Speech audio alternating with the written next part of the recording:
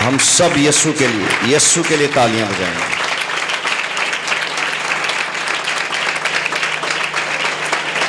यीशु के लिए, यीशु के लिए, यीशु के लिए, यीशु के लिए, जो हमारे लिए सब कुछ है। हालेलुया। जो कुछ हमारी जरूरत है उसके अंदर यीशु है। हमारी सब जरूरतें यीशु से हैं। आमीन, आमीन। Thank you very much. खुदावंद आपको बरकत दे। 2026 दुनिया भर के जो खादिम हैं उनकी आंखें 26 पे लगी हुई थी और उसका आगाज 2 हफ्ते पहले हो चुका।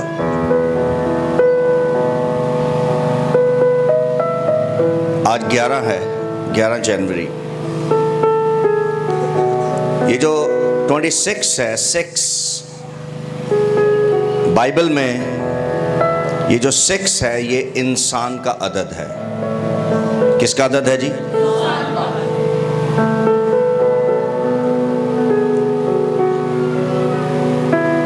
और दुनिया के लिए ये कंप्लीट होने का भी साल है, क्योंकि 6 दिन में या 6ठे दिन में खुदा ने ज़मीन, या यूं कह लें कि कायनात की, सिर्फ ज़मीन की नहीं, कायनात की सब चीज़ें बनाने से खुदा फारिग हुआ। लेकिन बाइबल ये कहती है कि 7वें दिन उसने आराम किया। 7वें दिन आराम किया। दुनिया के बहुत सारे ऑथेंटिक जो प्रोफेटिक को मानते, समझते और उसमें मूव करते हैं, वो प्रोफेटिक लोगों का ये कहना है कि 2030 जो है उसमें कुछ नया और कुछ बड़ा होगा। बहुत सारे जो प्रोफेटिक को मानने वाले हैं वो खुलकर बात नहीं कर रहे कि 30 में क्या होगा, लेकिन 26 पर सबकी आंखें लगी हुई थी कि 26 में जो है वो खुदा कुदरत के साथ काम करेगा। उसकी वजह ये है कि 6 का जो अदद है वो इंसान का अदद है, और ये जो खुदा ने अगर इंसान में कोई काम करना है तो वो एक ही है, और वो ये है कि इंसान खुदा की बादशाही के लिए जीता जा सके। आमीन। लास्ट मंडे हमारी मिनिस्ट्री की लीडरशिप मीटिंग हुई थी, पास्टर्स और लीडर्स। उसमें मैंने अपनी मिनिस्ट्री के सारे पास्टर्स और लीडर्स को बताया कि हमें 2026 में, ये एक साल जो खुदा ने हमें और दिया है, इस 26 में हमें क्या करना है या फिर क्या क्या करना है, और सिर्फ पीछे एक ही मकसद होना है, और वो ये है कि खुदा की बादशाही। क्या क्या? ओके। खुदा की बादशाही करनी भी है और बांटनी भी है। हालेलुया। और जो कुछ मैंने वहाँ पर बताया, सिखाया, वो आहिस्ता आहिस्ता आपके पास्टर जूलियस आपको बताते और सिखाते रहेंगे।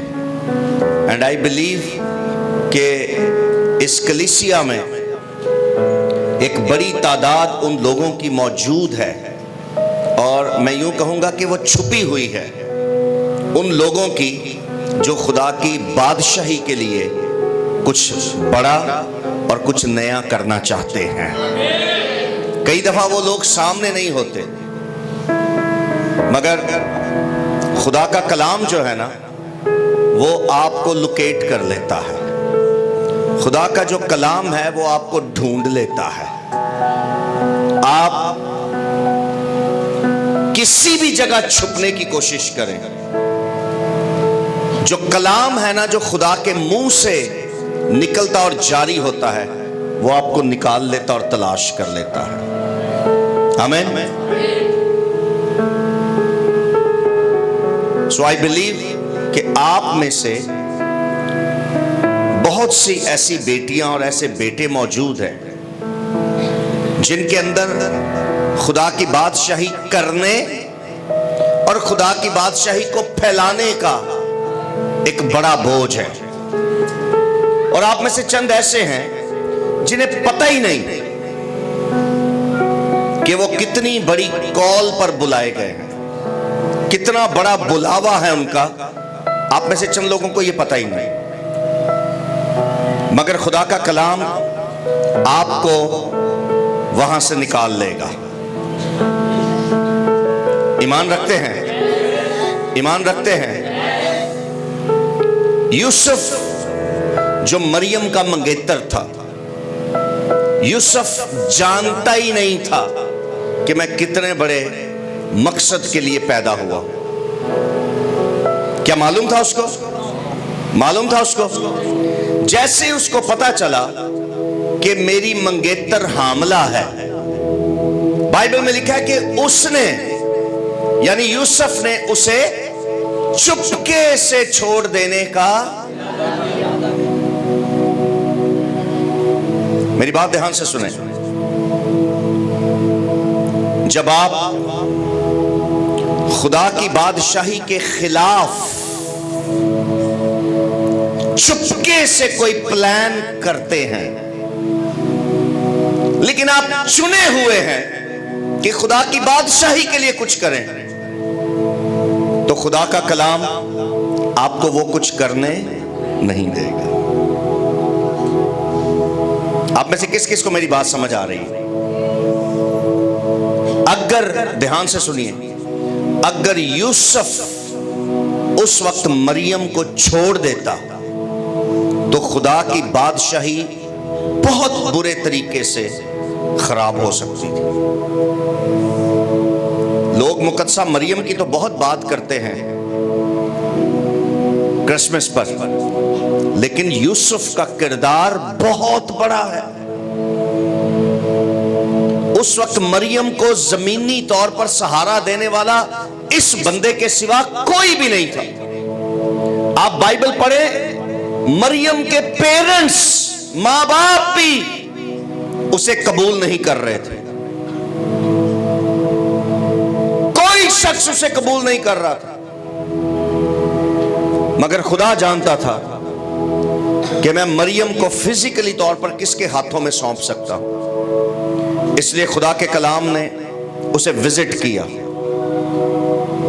यूसुफ को विजिट किया, और कलाम में लिखा उसे ख्वाब में दिखाई देकर कहा, तू अपनी बीवी मरियम को मत छोड़,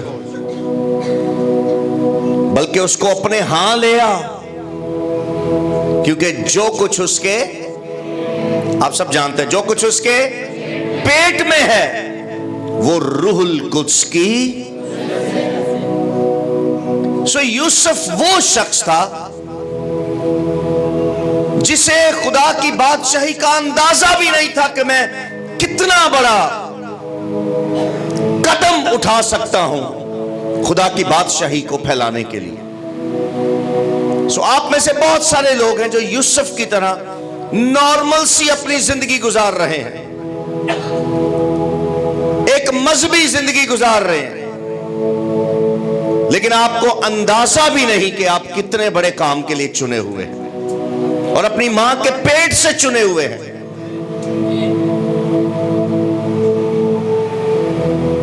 थोड़ी देर के लिए सोचिए कि जब मरियम ने बेबी डिलीवर किया होगा तो वहां कौन था? सिर्फ यूसुफ ही तो था।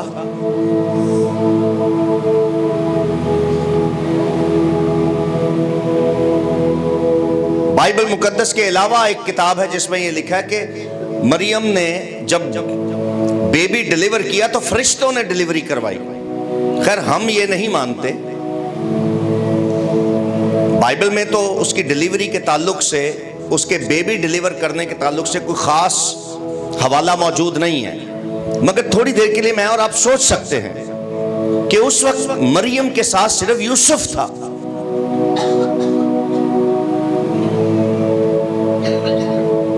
तो उस यीशु को डिलीवर करवाने के लिए यूसुफ ने फिजिकली हेल्प की, लेकिन खुदा ने यकीनी तौर पर इन दोनों की बेहतरीन मदद की होगी, क्योंकि एक लिहाज से खुदा ही तो पैदा हो रहा था। समझ आ रही है ना? तो ये कैसे हो सकता है कि डिलीवरी खराब हो जाती? आप समझ रहे मेरी बात? हम लोगों ने कभी इस एंगल से सोचा ही नहीं। हम तो ये कहते थे यीशु चरनी में पैदा हुआ। अरे हुआ कैसे? कौन लोग थे जिन्होंने मरियम को संभाला होगा? कौन लोग थे जिन्होंने डिलीवरी के बाद वहां सफाई की होगी? किसने फिजिकली तौर पर मरियम की टेक केयर की होगी? He was Joseph. वो यूसुफ था जिसने सब कुछ किया। और इस वक्त में एक औरत मौत के दहाने पर होती है, जब वो नॉर्मल डिलीवरी दे रही होती है, ये ऑपरेशन वाली नहीं, वो डिलीवरी जो बागे अदन में खुदा ने कही थी कि तू दर्द के साथ बच्चा जनेगी और मैं तेरे दर्दे ज़ह को बढ़ाऊंगा।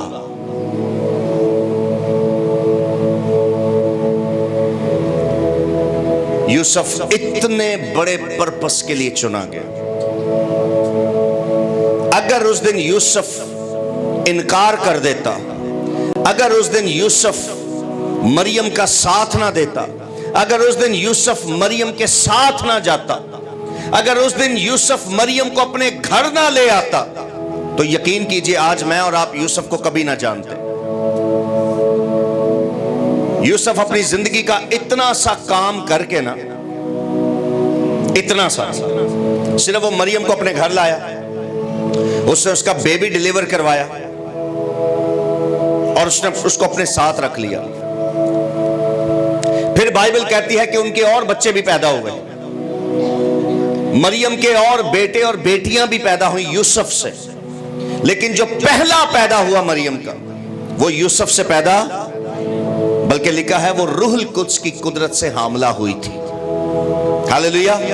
सो यीशु जो है वो इंसानी तुखम से पैदा, वो खुदा के तुखम से पैदा हुआ है, इसलिए हम कहते हैं वो खुदा का।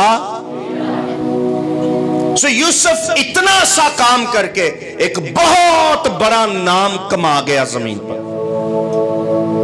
आज सुबह आपसे सिर्फ यह पूछना चाहता हूं कि आप खुदा की बादशाही के लिए क्या कर सकते हैं? आपका जो थोड़ा सा खुदा की बादशाही के लिए काम है ना, वो आपकी जिंदगी में बहुत बड़ा हो सकता है। यूसुफ इतना सा करके पूरी जिंदगी अपना नाम बना के चला गया। ऐसा है कि नहीं? आज चर्च के बुजुर्गों से लेकर चर्च के संडे स्कूल के बच्चों तक सब यूसुफ को जानते हैं, क्योंकि ये सारे बच्चे टैबलों में होते हैं। ऐसा ही है ना? सो उनको पता होता है कि मरियम और यूसुफ का क्या किरदार है। आज हर कोई यूसुफ को जानता है। आप में से कोई मजूसियों का नाम बता सकता है? किसी एक मजूसी का नाम? कितने मजूसी आए थे? कितने आए थे? कितने आए थे? ऐसे इशारा कर सकते हैं? कितने आए थे? कितने आए थे? कितने आए थे? नहीं, 3 नहीं आए थे। बाइबल में अपने पढ़ा 3 आए थे। बाइबल में कभी पढ़ा 3 आए थे? नहीं, वो 3 टैबलों में आए थे। जो हम क्रिसमस पे ड्रामा करते हैं ना, ड्रामेबाजी करते हैं, उसमें 3 आए थे। और उस ड्रामे ने हमें ये ड्रामेबाजी सिखा दी, हम हमेशा ऐसे ही करते हैं। बाइबल में ऐसा लिखा ही नहीं है कि 3 आए थे। बाइबल में क्या? कई मजूसी। क्या क्या क्या? मैं कोई क्रिसमस का कलाम नहीं सुना रहा।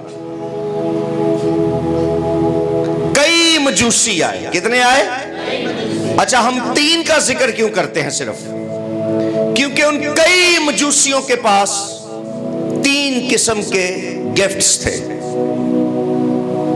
कोई किसी मुल्क से, कोई किसी मुल्क से, कोई किसी मुल्क से, कोई किसी मुल्क से आया, मगर रूहुल कुद्स की शराकत ऐसी थी कि कहीं से भी कोई आया, वो यीशु के लिए 3 किस्म के ही गिफ्ट्स लाए, यानी सोना, मुर और लोबान।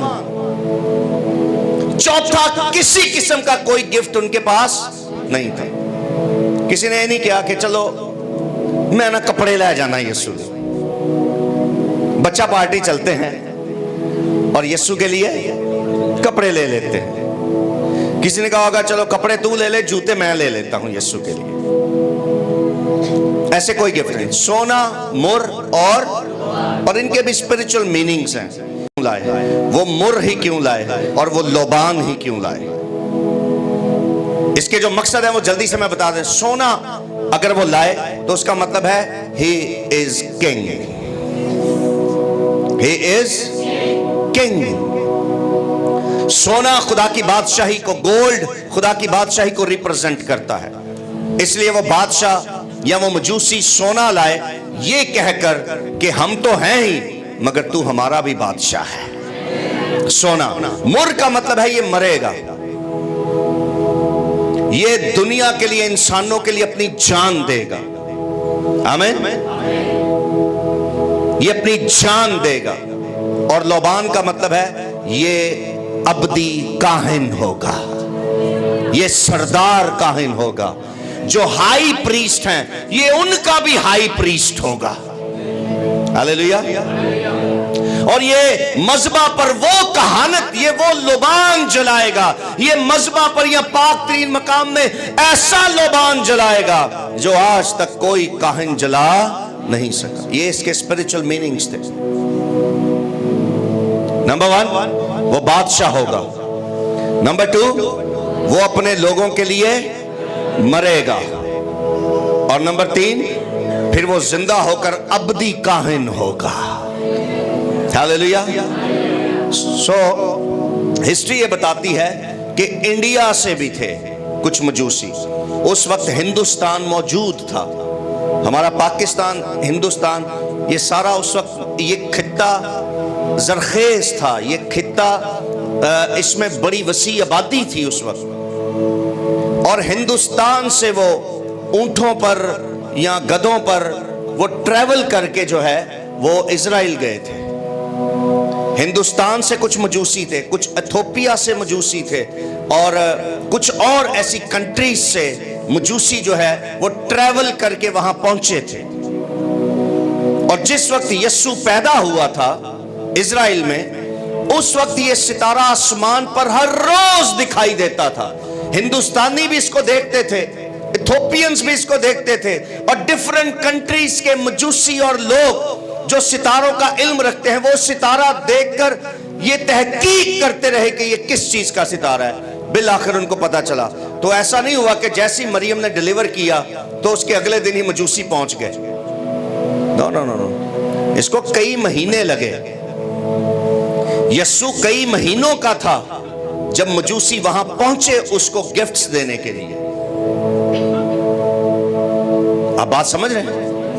कुछ थियोलॉजियंस तो ये कहते हैं कि उस डिलीवरी के कुछ टाइम के बाद मरियम और यूसुफ का निकाह हो gया था, और वो दोनों उस वक्त हस्बैंड वाइफ थे जब ये मजूसी वहां पहुंचे। समझ रहे आप? बादशाह ने कितने साल के बच्चे मरवाए? कितने? कुछ लोग कहते हैं 24 महीनों में वो पहुंचे थे वहां पर, यानी यीशु 2 साल का हो चुका था। यही वजह कि बादशाह ने अनाउंस किया कि 2-2 साल के बच्चों को क्या करवा दो, मरवा दो, और यीशु भी उसी में मर जाएगा। मगर ये कहना चाहता हूं, जिस पौधे को खुदा ने लगाया होता है उसे कोई उखाड़ नहीं सकता। आज शुभ सिर्फ ये कहना चाहता हूं, आप में से चंद ऐसे हैं जो यूसुफ की तरह छुपे हुए हैं, जिन पर शायद कभी प्रोफेसी नहीं हुई, और जिन पर शायद हुई है लेकिन वो चुप करके बैठे हुए हैं। आज सुबह खुदा का कलाम आपको वहां से उठाना चाहता, निकालना चाहता है, ताकि आप खुदा की बादशाही के लिए कुछ बड़ा और कुछ नया कर सकें। हालेलुया।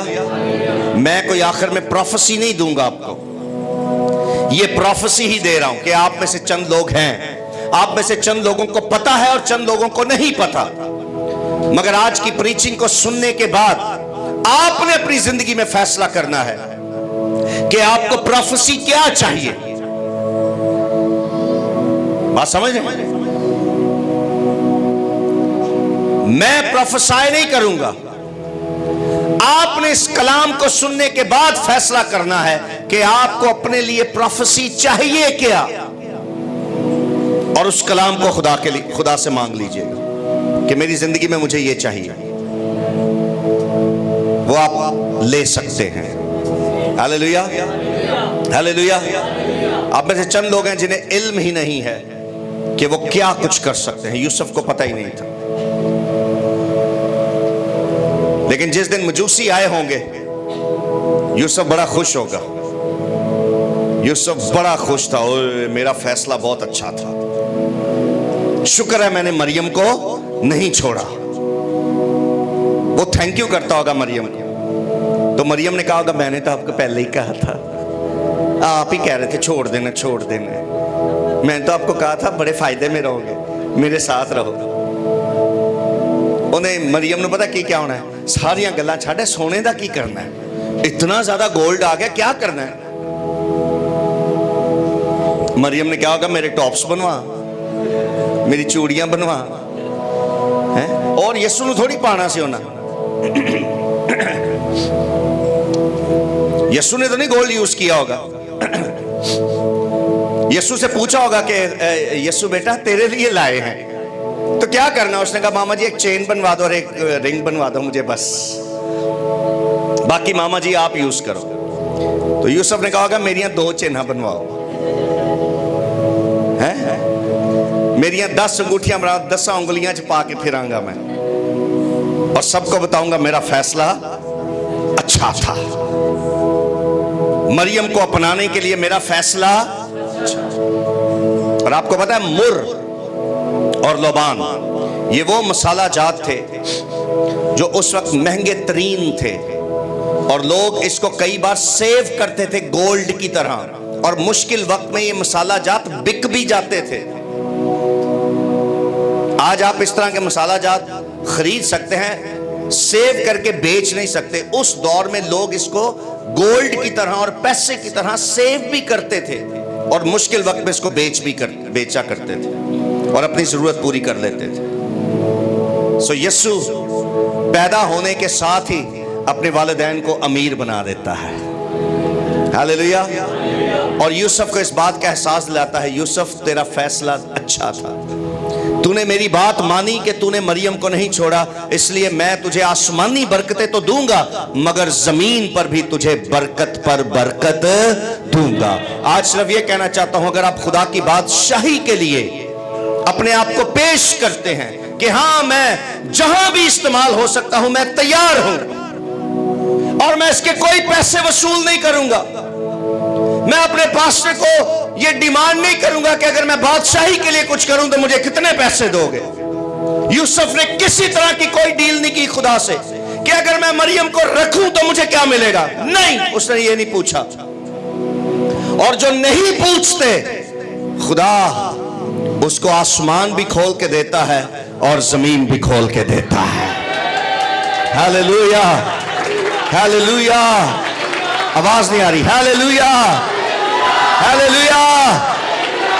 मेरी बात सुने, पास्टर जूलियस के साथ सब वो लोग जो खिदमत करते हैं, आज आपसे कहना चाहता हूं, अगर आपने अपने मुंह से पैसे मांगे इनसे कि मैं आपके साथ काम कर रहा हूं, मुझे इतने पैसे भी दिया करो, मैं आपके साथ खिदमत करता हूं, मुझे मेरी तनख्वाह भी लगाओ, तो फिर तनख्वाह मिलेगी जी। लेकिन जो खुदा आपको सुपरनैचुरली देना चाहता है, उससे आप फारग हो जाएंगे। उससे क्या हो जाएंगे? क्या हो जाएंगे? उससे फारग हो जाएंगे आप। कोशिश करें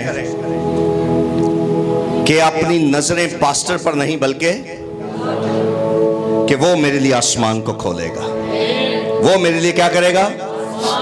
वो मेरे लिए, यूसुफ ने खुदा से कोई डील नहीं की कि अगर मैं मरियम को संभालूं और तेरी बादशाही के लिए हेल्प करूं तो मुझे क्या मिलेगा। उसने नहीं पूछा मुझे क्या मिलेगा, मगर 2 साल के अंदर अंदर ही यूसुफ उस खित्ते का अमीर बंदा बन गया है, जिसके घर में सोना मुर और कसरत के साथ। और इधर सुनिए, सोना जो लाए थे ना, वो ये नहीं लाए थे क्या कि टॉप्स मेरी तरफ रख लो, ऐ मेरी मामा दी 2 चूड़ियां हैं तो एक मैं ਤੁਹਾਡੇ लिए लियांदे ने बादशाह सलामत। ऐसा नहीं था। वो जो ऊंटों पर या गधों पर या घोड़ों पर ट्रैवल करके आए थे, उनके थैले भरे हुए थे इन चीजों से।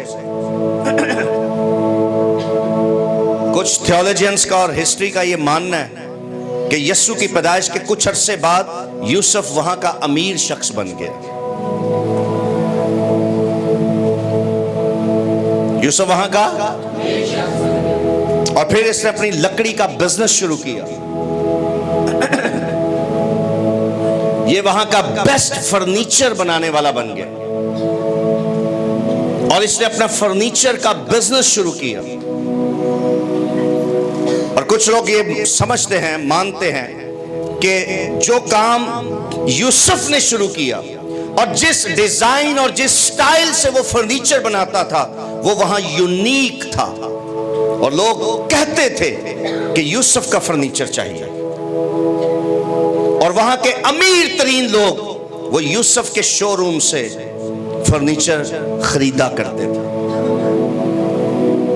मैंने एक प्रीचर को सुना, उसने कहा कि उस खित्ते का जो मारा बंदा था, जो कम पैसे कमाने वाला था, वो यूसुफ के शोरूम से चीजें भी नहीं खरीद सकता था।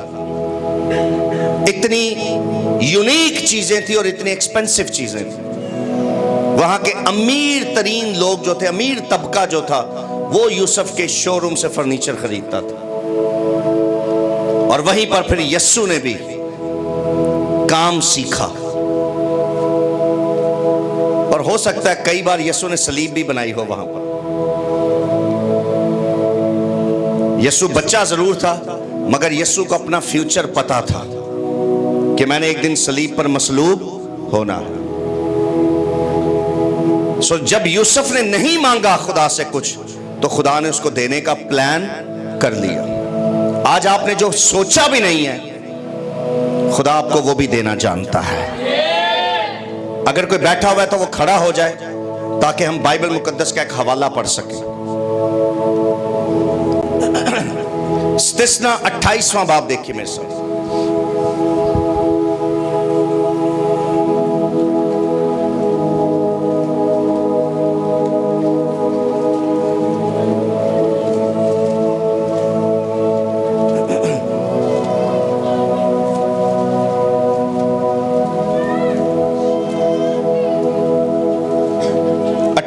बाप उसकी 12वीं आयत से हम पढ़ेंगे।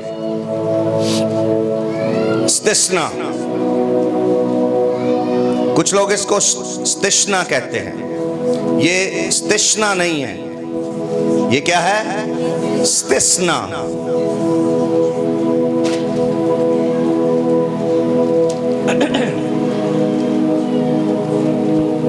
जी सर, 12वीं आयत है। ड्यूटरमनी, इंग्लिश में इस बुक का नाम है ड्यूटरमनी। बाजी उधर नहीं है, इधर जे इधर। ये 5वीं किताब है बाइबल की।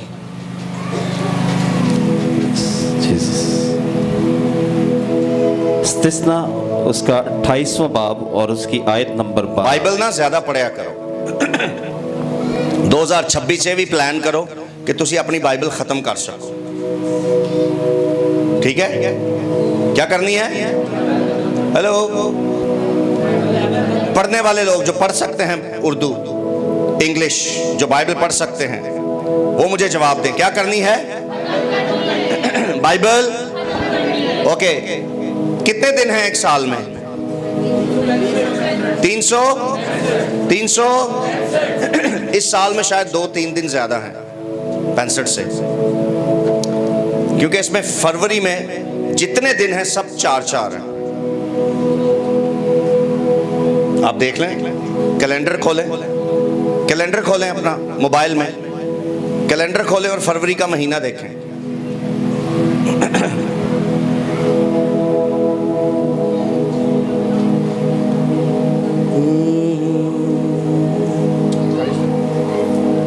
दिन तो है मगर 4-4 है, वो देखिए। ये बड़ा यूनिक महीना है,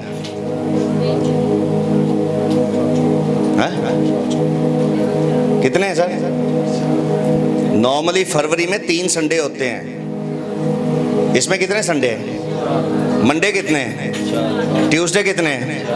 वेडनेसडे कितने हैं? थर्सडे कितने हैं? फ्राइडे कितने हैं? सैटरडे कितने हैं?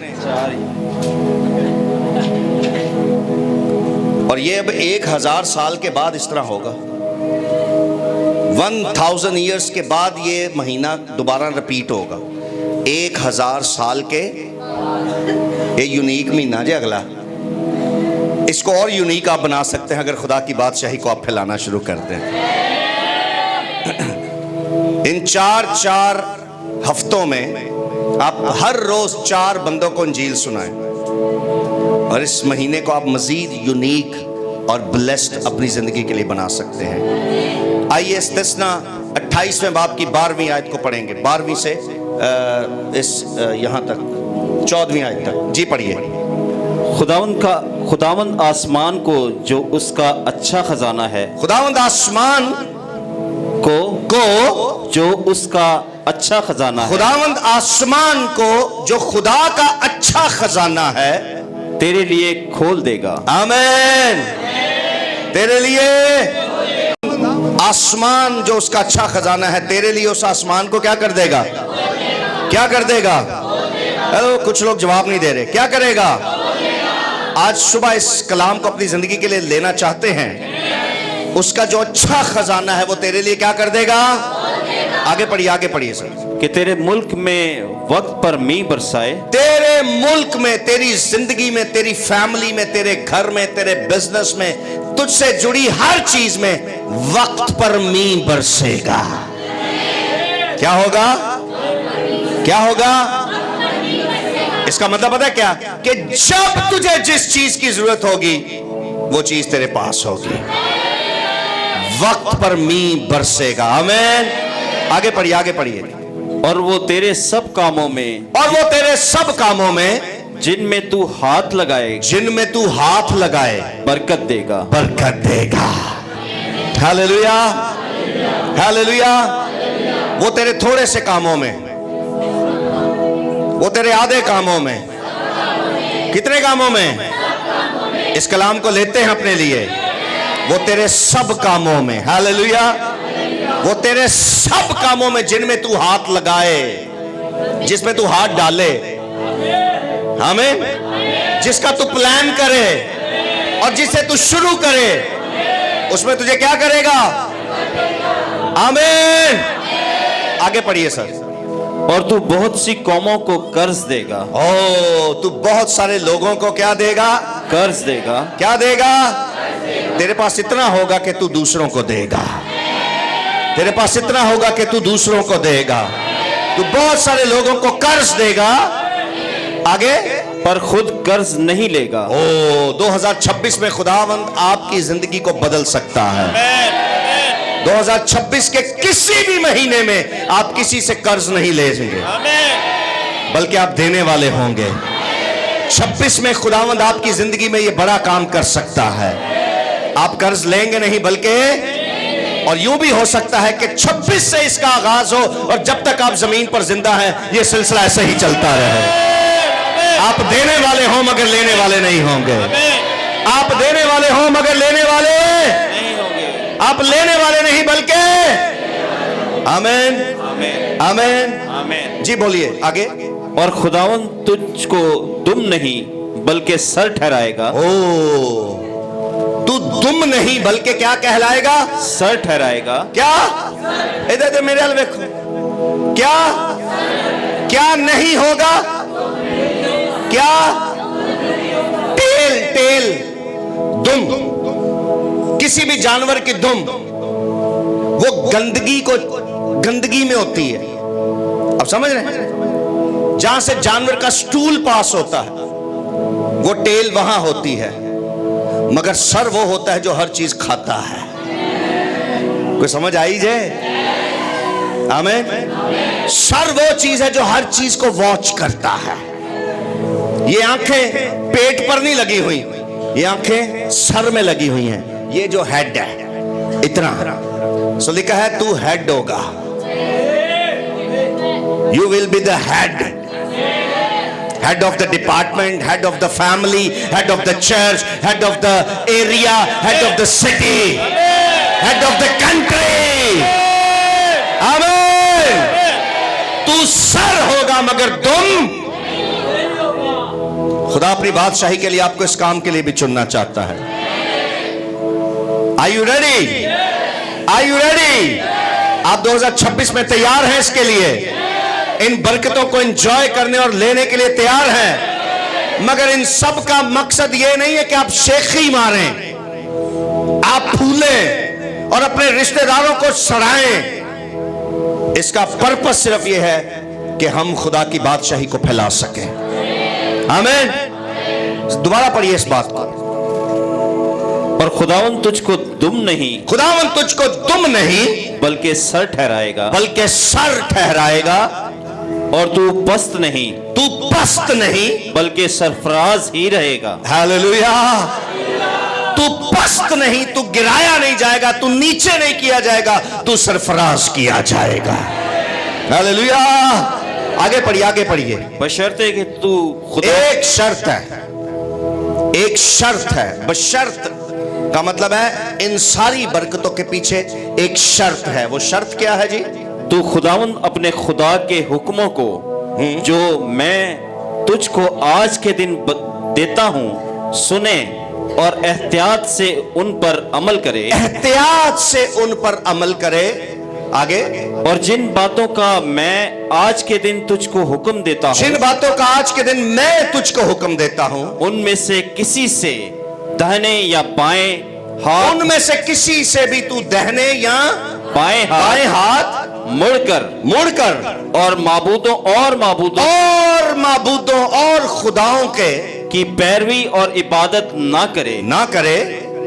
आमीन। कंप्लीट यहां तक। आमीन, आमीन। अब आप बैठ जाइए और तसल्ली से सुनिए।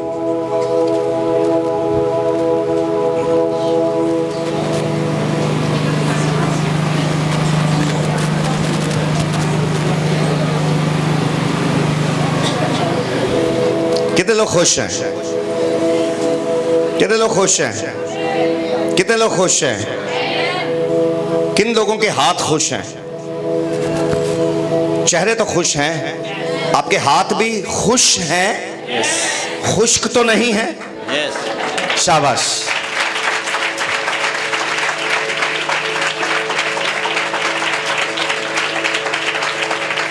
सुनिए, ये जो हवाला हमने पढ़ा है, ये 28वां बाब है इस्तिस्ना का। और 28वां बाब कंप्लीट चैप्टर जो है 28वां बाब, इसमें खुदा बरकत और लानत दोनों को रखता है। 14वीं आयत तक खुदा ने बरकतों का जिक्र किया, लेकिन 15वीं आयत से बाब के आखिर तक खुदा लानतों का जिक्र करता है। किसका जिक्र करता है जी? और खुदा ने उसमें यह फरमाया कि अगर तुम इन बातों पर अमल नहीं करोगे तो फिर ये लानत, ये लानत, ये लानत, ये लानत, ये वाली, ये सब लानतें तुम पर आएंगी। लेकिन पहले उसने ऑफर किया बरकतों को। पहले खुदा ने ऑफर क्या किया? और उसमें 12, 13 और 14 आयत आज हमने पढ़ी है। और आप में से किस किस ने आज का पोस्टर देखा था? इस संडे सर्विस का पोस्टर किस किस ने देखा था? किस किस ने पोस्टर देखा है? ओके, क्या उस पे लिखा हुआ था? ग्रैब योर, अपनी अनॉइंटिंग को थामे रहो या पकड़े रहो। अपनी उस अनॉइंटिंग को, मैं इसमें ब्लेसिंग भी लिख सकता था, लिखवा सकता था। पास्टर सेबेस्टियन ने मुझसे पूछा कि टॉपिक क्या लिखें इसके ऊपर, तो मैं इसको बरकत भी लिख सकता था। ये लिख सकता था कि ग्रैब योर ब्लेसिंग्स, लेकिन मैंने ब्लेसिंग्स नहीं लिखा, मैंने कहा अनॉइंटिंग लिखें। क्योंकि जिस दौर में मैं और आप जिंदा हैं, जिस दौर में मैं और आप जिंदगी बसर कर रहे हैं, इसमें अगर आपके पास अनॉइंटिंग नहीं होती तो आप ब्लेसिंग्स को भी होल्ड नहीं कर सकते। एक अनॉइंटेड शख्स जो है, एक मसा किया हुआ शख्स जो है, वो ब्लेसिंग्स को ग्रैब कर सकता है। अदरवाइज इब्लीस कदम कदम पर मौजूद है कि तेरी ब्लेसिंग्स को तबाह करे, तेरी खुशी की जिंदगी में वो उदासी और मायूसी को लाए। इब्लीस कदम कदम पर है। लेकिन सुनिए, इब्लीस आपकी दुआओं से नहीं घबराता। इब्लीस आपके बहुत ज्यादा नॉलेज से नहीं घबराता। इब्लीस आपके चेहरों से भी नहीं डरता। इब्लीस आपके दावों से भी नहीं डरता। मगर इब्लीस को एक ही चीज से खौफ है, और वो है अनॉइंटिंग। क्या? इफ यू आर अनॉइंटेड, तो आप अपनी बहुत सारी चीजों को संभाले रखेंगे, ले लेंगे। क्योंकि बाइबल मुकद्दस में लिखा है, मस्सा के सबब से जुआ तोड़ा जाएगा। क्या होगा जी? जुआ तोड़ा जाएगा। जुआ किसके सबब से? कौन सी वो चीज है जो जुए को तोड़ देती है? ये बाइबल में लिखा है। सो अनॉइंटिंग ब्रेक्स द योक। आपका जो मस्सा है वो आपके जुओं को तोड़ सकता है। अनॉइंटिंग, आपका मस्सा, और वो मस्सा चंद एक जिंदगी में चीजें हैं जो करने से वो मस्सा आपकी लाइफ में आता है।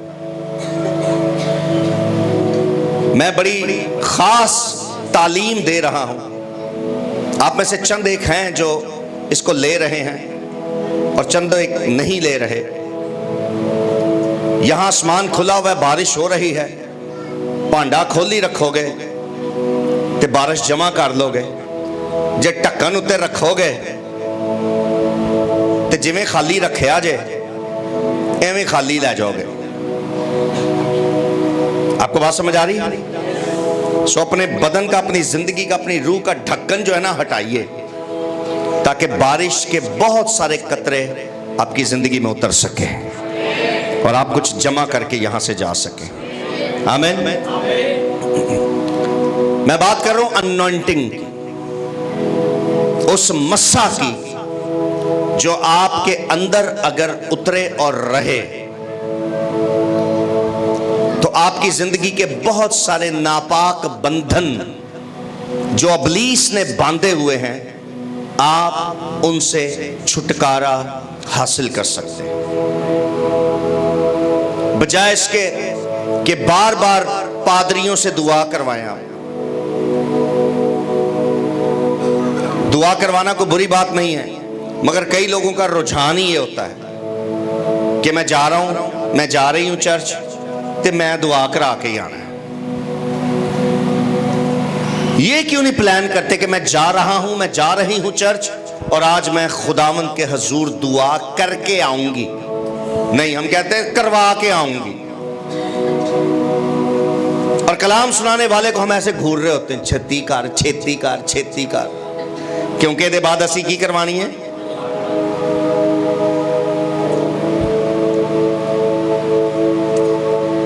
ये जो दुआ करवाने वाला अमल है ना, इसको कहते हैं दुम। क्या कहते हैं? खुदा कह रहा मैं तुझे सर बनाऊंगा। हम घर से क्या प्लान करके आते, क्या बनने जा रहा हूं मैं? सर तो नहीं कहते हम। ये जो दुआ करवाने वाले लोग हैं क्या कहते हैं? इनका क्या प्लान होता है? क्या बनने जा रही हूं, क्या बनने जा रहा हूं? खुदा कह रहा है मेरे घर आओ, मैं तुम्हें दुम नहीं बल्कि, हम घर से कहते हैं नहीं नहीं नहीं नहीं, सिर तू अपने को ही रखा।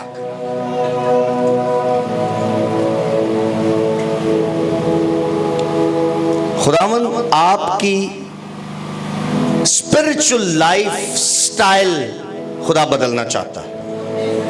आपका जो स्पिरिचुअल लाइफ स्टाइल है, listen to me, what is anointing?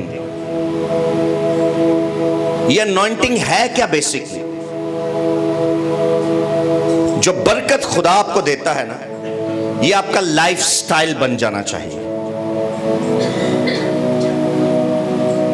ये आपका स्पिरिचुअल लाइफ स्टाइल बन जाना चाहिए। और स्पिरिचुअल लाइफ स्टाइल रखने वाला शख्स रोता नहीं है, वो दुखों में भी इब्लीस पर हंसता है और कहता है तू कर ले जो ड्रामा तूने करना है। वो अनॉइंटिंग जो मेरे अंदर है तेरे सारे ड्रामे तोड़ के रख देगी। हालेलुया। वो अनॉइंटिंग जो रूहुल कुद्स ने मेरे अंदर रखी है, वो तेरे सब ड्रामे और तेरी सब फिल्मों को, वहां ना बहुत बड़ी फिल्म है भाई है, कहते हैं ना, कई दफा हम कहते हैं बहुत बड़ा ड्रामा है, लेकिन जो उससे बड़ा कारनामा करते हैं हम उसको ड्रामा नहीं कहते, क्या कहते हैं? बहुत बड़ी फिल्म है भाई। तो इब्लीस का हर ड्रामा जो हमारे खिलाफ रचाता है, और इब्लीस की हर फिल्म उस अनॉइंटिंग के नीचे दब के चकनाचूर हो जाती हैं, जो अनॉइंटिंग रूहुल कुद्स के वसीला से हमारी जिंदगियों और हमारे बदनों, हमारी रूहों में डाल दी जाती है। आमीन, आमीन। सो सुनिए, अपनी ब्लेसिंग्स के लिए दुआ ना करें, अपनी अनॉइंटिंग के लिए दुआ करें। हालेलुया। कई दफा हम किसी मैन ऑफ गॉड को देखो, ओ वाओ व्हाट अनॉइंटेड, हाँ वो ब्लेस्ड है, हाँ बिल्कुल है, लेकिन इससे कहीं ज्यादा वो अनॉइंटेड है। इधर में तो देखें, एक रुपया पैसा रखता, आप बात समझ रहे हैं? जिसके पास पैसा हो, गाड़ी हो, अच्छा घर हो, अच्छा लाइफ स्टाइल हो उसका जिंदगी गुजारने का, वो शख्स ब्लेस्ड हो सकता है, बाबरकत। मगर अनॉइंटिंग कैरी करने वाला शख्स फर्क होता है। मैं ये नहीं कह रहा कि अनॉइंटिंग जिसके पास होती है वो अमीर नहीं हो सकता, वो होता है, बिल्कुल होता है, क्यों नहीं होता। मगर मैं कुछ और कह रहा हूं, मैं ये कहना चाह रहा हूं, अगर आप इन दोनों में से एक लफ्ज चूज करते हैं कि मुझे ब्लेस कर, मुझे ब्लेस कर, मुझे ब्लेस कर, तो इसका मतलब यह नहीं है कि मुझे अनॉइंटेड कर। इसके मीनिंग यह भी है कि आप उससे रुपया पैसा मांग रहे हैं, घर मांग रहे हैं, गाड़ी मांग रहे हैं, अच्छी जॉब, अच्छा बिजनेस मांग रहे हैं। मगर अगर आप ये कहना शुरू करें, अपनी दुआ को जरा चेंज करें कि मैं ब्लेस तो हूं लेकिन मैं इससे बढ़कर कुछ चाहता हूं, तो वो पूछेगा क्या? तो आपने क्या मांगनी है? क्या मांगनी है? क्या चाहिए? क्या चाहिए? क्या चाहिए? सो ये किस शॉप से मिलती है? कौन से स्टोर से मिलती है? ये कौन से मॉल से मिलती है?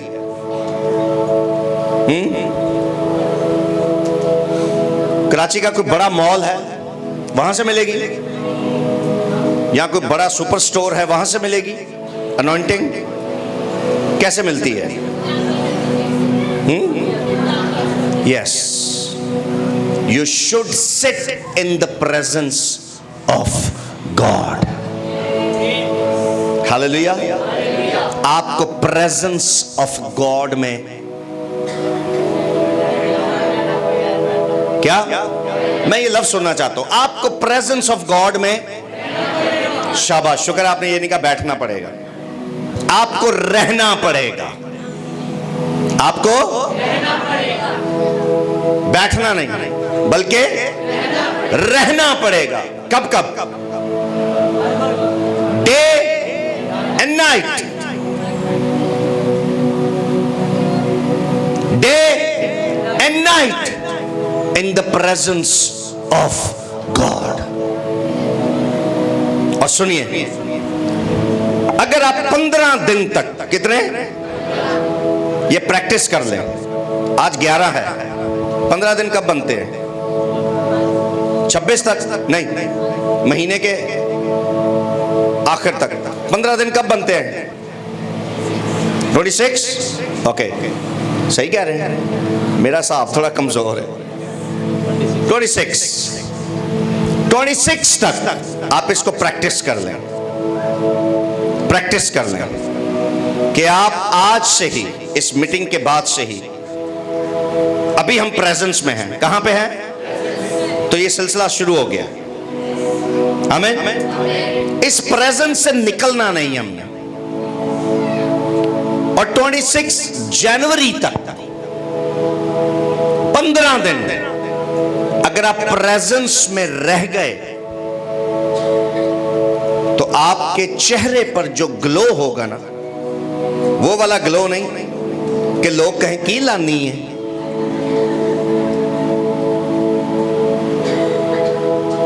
उस ग्लो की बात नहीं कर रहा।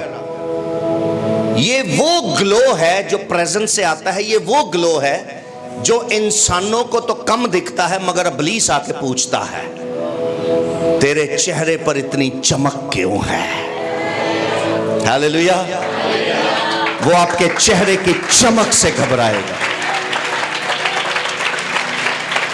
आमीन। And I promise you after 15 days, 15 दिन के बाद अगर आप इसको प्रैक्टिस कर लें, रूह और सच्चाई से इसको प्रैक्टिस करें, तो बाइबल में लिखा है कि बादशाह का चेहरा सदरक, मीसक और अबदनजू के सबब से मुबद्दल पड़ गया। इसका मतलब पता क्या? लिखा है बादशाह के चेहरे का रंग उड़ गया। वो कहते हैं ना, मेरा तो रंग ही उड़ गए, मेरे ते ये रंग कदों उड़ते ने? दसो। हाँ, कब? जब कोई इंतहाई भयानक और शॉकिंग न्यूज हम सुनते हैं तो हमारे चेहरे के, तो उस दिन बादशाह के चेहरे का रंग उड़ गया। ये जो लिखे ना बादशाह के चेहरे का रंग मुबद्दल पड़ गया, इसका मतलब रंग ही उड़ गए। क्यों? उसने आके देखा है ये सदरक, मीसक और अबदनजू जो मरे ही नहीं है, आग ने इनको जलाया ही नहीं।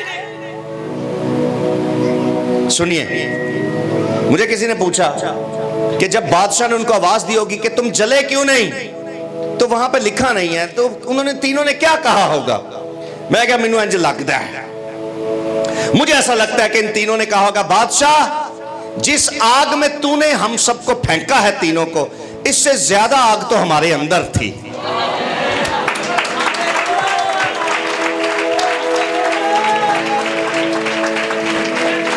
हालेलुया।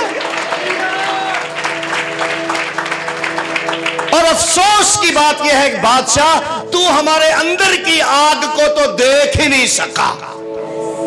तू समझ रहा था 7 गुना आग बढ़ा के तू बहुत कारनामा कर रहा है, तुझे अंदाजा भी नहीं है। तूने 7 गुना आग बढ़ाई, यहां हजारों गुना आग हमारे अंदर ऑलरेडी मौजूद थी। और जो आग हमारे अंदर मौजूद थी, उसके सामने तेरी ये भट्टी की आग एक माचिस की तीली की मानित थी। हालेलुया। मैंने किसी से कहा, मैंने कहा मैनू इंज लगता है जो ये क्या होना है ना, इससे ज्यादा आग तो हमारे अंदर थी। तो बादशाह के चेहरे का आमीन आमीन। अब सुनिए, मैं खुदा का खादिम होता हुआ आपको प्रोफेसाई करता और बरकत देता हूं कि आपके अंदर ऐसी और इतनी अनॉइंटिंग हो कि आपकी वजह से इब्लीस के चेहरे का रंग उड़ जाए, उसके चेहरे का रंग मुबद्दल पड़ जाए।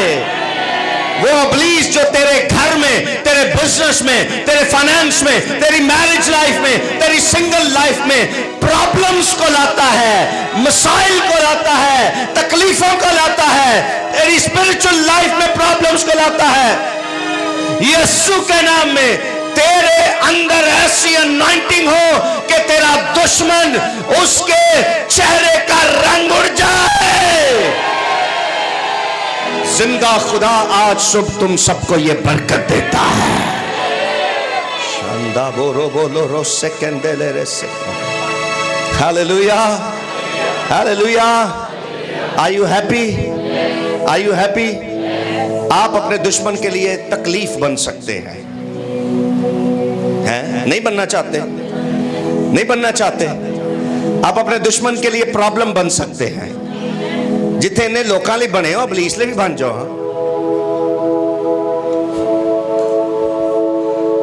इधर मुझे सुन सकते हैं? मैं क्या जिथे इन्हें लोकां लिए प्रॉब्लम बने हो तुसी, आओ लोगों के लिए प्रॉब्लम ना बने। किसके लिए बने? किसके लिए बने? अपनी दुआओं में ये जुमले डालें कि इब्लीस मैं तेरे लिए बहुत बड़ी प्रॉब्लम बन जाऊंगा, ऐ मेरे दुश्मन मैं तेरे लिए बहुत बड़ी प्रॉब्लम बन जाऊंगा। कह सकते हैं? कह सकते हैं? कह सकते हैं? मैंने किसी को दुआ दी, मैंने कहा खुदावंद इसे इतनी बरकत दे कि ये अपने दुश्मन के लिए, इब्लीस के लिए प्रॉब्लम बन जाए। वो की कह रहे भाई जी हालात नहीं सही। भाई जी मैं हाथ चुक लिया, मैं कहा दूजा बंदा ले आओ यार, मैं एडी वड्डी बरकत इनू दे रहा। तो की कह रहा है? मैं कहा तेरे हालात ही तो सही कर रहे हैं। ये तो मैनू भी दिख गया कि तेरे हालात, और यही हालात तो सही कर रहा हूं कि तू अपने दुश्मन के लिए प्रॉब्लम बन जाए। तेरे ये हालात अच्छे हो गए तो जिनकी तू बात कर रहा है वो ऑटो पे लगे हुए हैं, वो ऑटोमेटिकली वो भी अच्छे हो जाएंगे। Hallelujah hallelujah. क्योंकि बाइबल क्या कहती है, यीशु क्या कहता है? तुम पहले आसमान की बादशाही की तलाश करो तो बाकी चीजें तुम्हें, तुम पहले क्या करो? तुम पहले क्या करो? आपकी आवाज ना आ रही। तुम पहले क्या करो? सो पहले अनॉइंटिंग तो ले लो तो बाकी चीजें भी, बाकी जो हालात आप कह रहे हो ना वो भी अच्छे होना शुरू हो जाएंगे। इधर सुनिए, मैं बड़ी प्रैक्टिकल बातें कर रहा हूं। मैं जज्बाती प्रोफेसी नहीं दे रहा, मैं जज्बात में आके आपको प्रोफेसाई नहीं कर रहा कि एवं तालियां वजवाइया वा तुहाडे को, एवं तालियां वजवाई तुहाडे को शोर करवाइया वा। नो, मैं बहुत प्रैक्टिकल लाइफ पर बात कर रहा हूं। ये वो बातें हैं जिसकी रोजमर्रा आपको जरूरत है। जज्बात में आने की जरूरत नहीं, होश में रहकर कलाम सुने।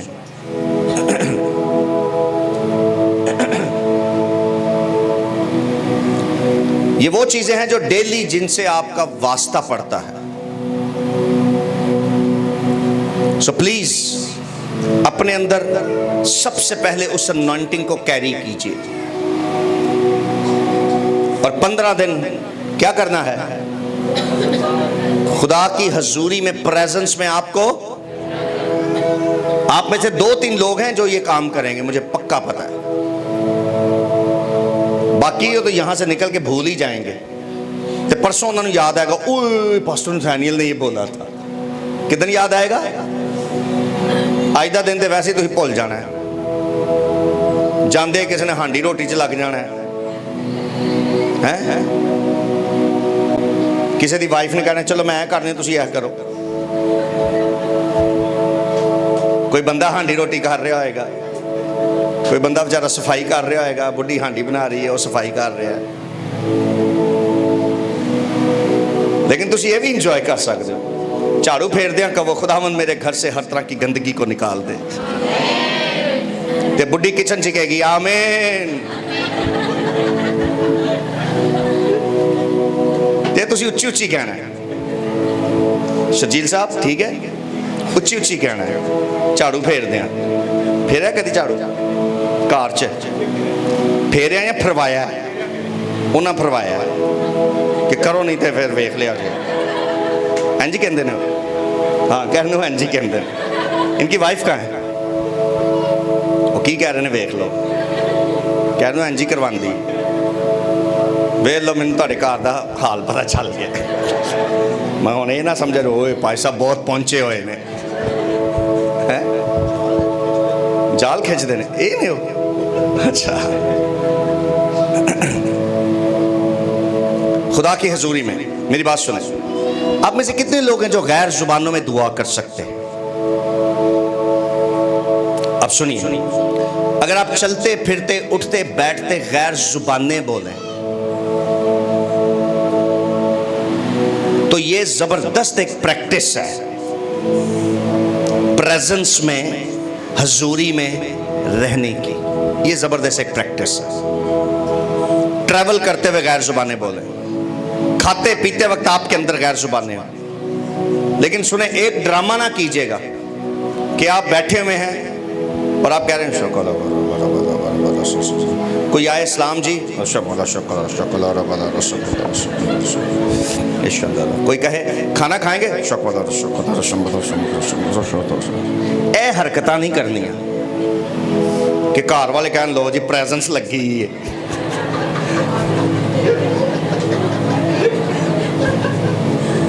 ते 15 दिन बाद प्रेजेंस ते बुढ़ी के होन की है तुम उनको ना आखे 15 दिन ली सी। मैं सिर्फ ये कह रहा हूं 15 दिन मखसूस कीजिए, इससे आपको आदत पड़ जाएगी। लेकिन ये किसी पर शो ना करें कि मैं प्रेजेंस में हूं। बीवी कहे फलां जगह शादी पे जाना है तो आप बोले नहीं प्रेजेंस में हूं।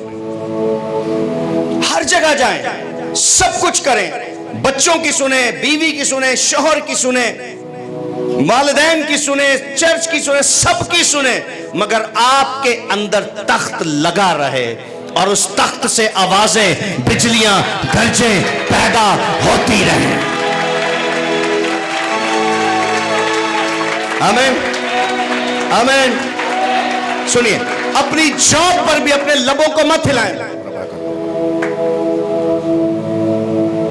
ये दिखावा है, जुबानें आपके अंदर चल सकती हैं, आप खामोश खड़े रहें। सबके साथ बात करें मगर आपके अंदर जुबानें चलती रहें। आमीन। मैं ये क्यों कह रहा हूं? बाइबल में लिखा है जो बेगाना जुबानों में बातें करता है वो इंसानों से नहीं बल्कि किससे बातें करता है? सुनिए, प्रेजेंस ऑफ गॉड में रहना या अनॉइंटिंग को अपनी लाइफ में, अपनी स्पिरिट में कैरी करने का सबसे जबरदस्त जो तरीका है वो ये है कि जुबानों में दुआ करते रहें। क्या करते रहें? बोलिए क्या? क्योंकि जो बेगाना जुबानों में दुआ करता है, सो अगर आप हर वक्त खुदा के कनेक्शन में रहेंगे, हेलो, अगर हर वक्त आप दुआ गैर जुबानों में करते रहेंगे, इट मीन्स आप हर वक्त खुदा से क्या कर रहे हैं? खुदा से क्या कर रहे हैं? तो 2 मिनट के लिए सोचिए, फिर अनॉइंटिंग कैसी जबरदस्त आपकी लाइफ पर आ सकती है कि जिससे अबलीस के चेहरे का रंग उड़ जाएगा। अबलीस के चेहरे का रंग, अबलीस के चेहरे का रंग, ऐसी अनॉइंटिंग आपकी लाइफ में आ सकती है।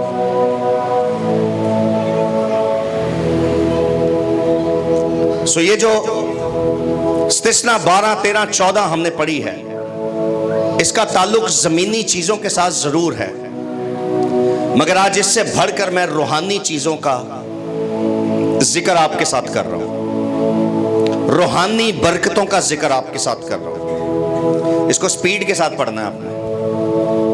12वीं आयत से, खुदावंद आसमान को जो उसका अच्छा खजाना है तेरे लिए खोल देगा। आमीन। इधर देखिए, आसमान जो अच्छा खजाना है तेरे लिए क्या होगा? खोल देगा। क्या होगा? क्यों? क्योंकि आप आसमानी जुबानें बोल रहे हैं। आप हर वक्त क्या कर रहे हैं? मेरी बात सुने, मैं तालीम बहुत खास दे रहा हूं आपको, वो तालीम दे रहा हूं जिसके साथ आपके बहुत सारे मसले हल हो जाएंगे। आपके बहुत सारे मसले हल हो जाएंगे। मैं आपको प्रोफेसियां देना शुरू कर दूं, कुछ भी नहीं है ये। मैं आपको आपके मसलों का हल बता रहा हूं। आप में से किस किस की जरूरत है कि अनॉइंटिंग उस पर हो, उसके अंदर हो? किसको लगता है कि मेरी वाकई जरूरत है? किसको लगता है वाकई मेरी जरूरत है? सच बताइए, सच बताइए, सच बताइए। आप में से कौन कौन वाकई इसमें रहना चाहता है? तो मैं उसका तरीका बता रहा हूं आपको। आसमान जो खुदा का, वो तेरे लिए क्या कर देगा? आसमान के दरवाजों को तेरे लिए क्या कर देगा? आसमान के दरीचों को तेरे लिए क्या कर देगा? आसमान की खिड़कियों को तेरे लिए क्या कर देगा? ये देखिए, ये देखिए, आसमान को तेरे लिए ऐसे खोलेगा और नीचे तू होगा। नीचे तू जुबानें बोल रहा है और वो एग्जैक्टली तेरे ऊपर आसमान को खोल देगा। और आसमान में जो कुछ है वो तेरे ऊपर और तेरी लाइफ में एंटर हो जाएगा। आमीन, आमीन। अब सुनिए, लिखा है आसमान खजाना है। आसमान क्या है? खजाने में कितना कुछ होता है? क्या क्या होता है? बहुत कुछ, सब कुछ। आमीन, आमीन। खजाने में पैसे भी होते हैं, पाकिस्तानी करेंसी भी और बैरूनी करेंसी भी। खजाने में गोल्ड भी होता है, खजाने में सिल्वर भी होता है, खजाने में जवाहरात भी होते हैं, खजाने में हीरे भी होते हैं, खजाने में बहुत कुछ होता है। सो सुनिए, जब जब खुदा को लगेगा ना इसको पाकिस्तानी करेंसी की जरूरत है, तेरे लिए वो निकलेगा। जब उसे लगेगा इसको फॉरेन करेंसी की जरूरत है, तेरे लिए वो निकलेगा। जब उसको लगेगा तुझे गोल्ड की जरूरत है, तुझे वो मिलेगा, हर वो चीज। लेकिन मैं इसको रूहानी मानों में देख रहा हूं। पहले आसमान की बादशाही की तरह, यानी पहले रूहानी चीजें लेनी है आपने। पहले आपने क्या लेनी है? अभी इधर मेरी तरफ देखिए प्लीज। आसमान जो उसका अच्छा खजाना है तेरे लिए खोलेगा। आसमान पर क्या है? जुबानें हैं। आसमान पे क्या है? सो सबसे पहले तेरी जुबानों को और बढ़ाएगा। तुझे और जुबानों की जरूरत है, वो आसमान खोलेगा और वहां से जुबानें तेरी जिंदगी में आएंगी। आमीन। फिर आपको एक और खजाने की जरूरत है, और वो पता क्या है? कि आप जुबानों का तर्जुमा कर सके। तेरे ऊपर एक वो खिड़की खुलेगी और वहां से तर्जुमे की बरकत और नेमत तेरी जिंदगी में एंटर होगी। आमीन, आमीन। ओके, आसमान पर एक और खजाना है, एक और बॉक्स है जो तेरी जिंदगी पर खुल सकता है, और वो पता क्या है? कि तू नबूवत कर सके। आमीन। तू क्या कर सके? वो अपना आसमान खोलेगा और नबूवत का मसा तेरी जिंदगी में एंटर हो जाएगा। ओके, आसमान पर एक और खजाना है जिसको कहते हैं ईमान। क्या? और ये भी रूहुल कुद्स की एक नेमत है। जब तुझे उसकी नीड होगी, वो दोबारा से आसमान को खोलेगा और ईमान एक बड़े पैमाने पर, एक बड़े सैलाब की माने तेरी जिंदगी में आएगा और तेरे अंदर एंटर हो जाएगा। आमीन। आपको अंदाजा भी नहीं, ईमान इतनी बड़ी ताकत है। बाइबल में लिखा है ईमान से जो कुछ चाहो तुम्हारे लिए, मगर कैसे? बोलिए कैसे? आप सब नहीं बोल रहे। कैसे? सर, ये वो खजाने हैं जो आपने कभी सोचे भी नहीं, तेरे लिए वो खुल जाएंगे। हालेलुया। ओके, फिर एक और आसमान आप पर खुलेगा और खुदावंद उस खजाने में से एक और बरकत और नेमत और बख्शिश आपकी जिंदगी में जारी करेगा। मौजज़ात की कुदरत। आप हाथ रखेंगे और यीशु के नाम से बोलेंगे और मौजज़ात होना शुरू हो जाएंगे। आमीन। सुनिए सुनिए सुनिए, फिर एक और आसमान आप पर खुलेगा, यानी शिफा देने की तौफीक वो आपकी जिंदगी में आएगा। फिर आप जुबानें बोलते रहे, बोलते रहे, बोलते रहे, बोलते रहे, बोलते रहे, बोलते रहे, फिर एक दिन फिर आसमान खुलेगा और रूहों का इम्तियाज आपकी जिंदगी में आएगा। और रूहों के इम्तियाज के दो मतलब हैं, इधर मेरी तरफ देखें। नंबर 1, आप दूसरों को देख सकें कि ये बंदा कैसा है, रूहों का इम्तियाज। और दूसरा इसका मतलब है बदरूहों को जज कर सके। आप पर यह मुकाशफा खुल जाए कि फलां जगह बदरूहे हैं, फलां शख्स के अंदर बदरूहे हैं, फलां जगह में बदरूहे हैं, और बदरूहे आप पर एक्सपोज हो जाएं, उनके छुपे हुए जो प्लान्स हैं आपके खिलाफ वो आप पर खुल जाएं। यह है रूहों का इम्तियाज। ये क्या है? खुदा आसमान खोलेगा और इस ब्लेसिंग को आपके ऊपर डाल देगा। खजाना समझ आ रहा है? खजाना समझ आ रहा है? खजाना समझ आ रहा है?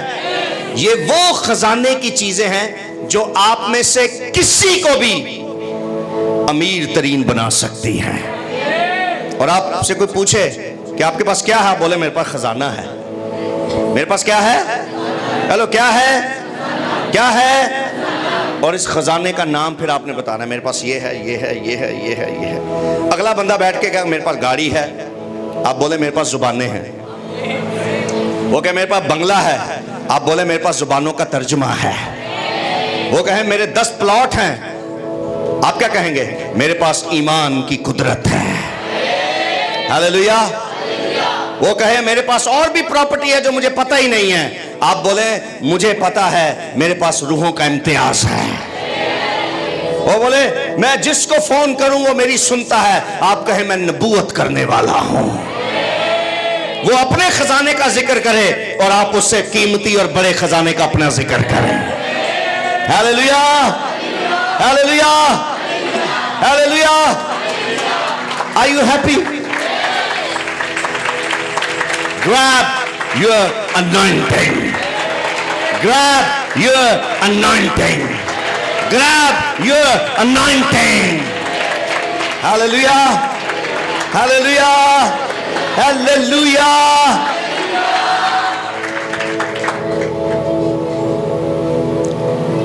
आज सुबह खुदावंद आपसे और मुझसे बस यही चाहता है, 2026 के लिए अनॉइंटिंग को अपनी लाइफ पर ले लें। 2026 में, और 2026 का जो 6 है इसमें आप फतह पाना शुरू हो जाएंगे। 6 का अदद किसके लिए है? अभी मैंने बताया किसके लिए है, और इसके 2 मतलब हैं। इंसान का अदद है 6, इसके 2 मतलब है। पहला मतलब ये कि वो इंसान आप हैं जो 6 में जिंदा है, और खुदा इस इंसान के लिए दरीचों को खोलना चाहता है, आसमान को खोलना चाहता है, खजानों को खोलना चाहता है आपके लिए, आपके लिए।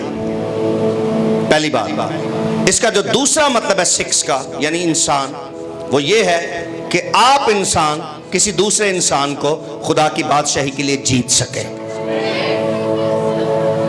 यानी इंसानों की तादाद को क्या करना है? बढ़ाना है। क्या करना है?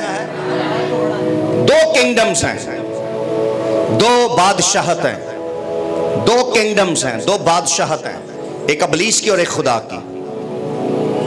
एक अबलीस की और एक, आपने क्या करना है? सुनिए, ये अबलीस की बादशाही है और ये खुदा की बादशाही है। आप सेंटर में हैं। आपने पता क्या करना है? हमेशा इधर जाना है, अबलीस की बादशाही में, यहां से बंदों को पकड़ना है और खुदा की बादशाही में लेके आना है। आमीन, आमीन। और सुनिए सुनिए सुनिए, मुझे दोबारा बताना है आपने, ये मैं कहां आ गया? क्या कहां आ गया? क्या करने, क्या करने आया हूं मैं? यहां से क्या करना है मुझे? grab the human beings, but you can't grab without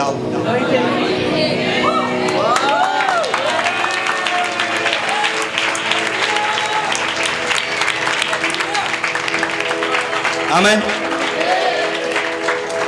आपके बदनों में इतनी ताकत नहीं है कि आप इब्लीस से लड़ सकें। वो भी उसकी किंगडम में जाकर, जहां वो राजा है, जहां वो बैठा हुआ है अपनी पूरी शानो शौकत में, ते एडा माड़ा नहीं हो कि तुसी जाओ ते कहो भाईजान एक बंदा ही दे दे मुझे, ते ओ कहे लै चुक लै जेड़ा लैना है। तुसी वड़ोगे, वो कहेंगे पहले इनू फड़ो।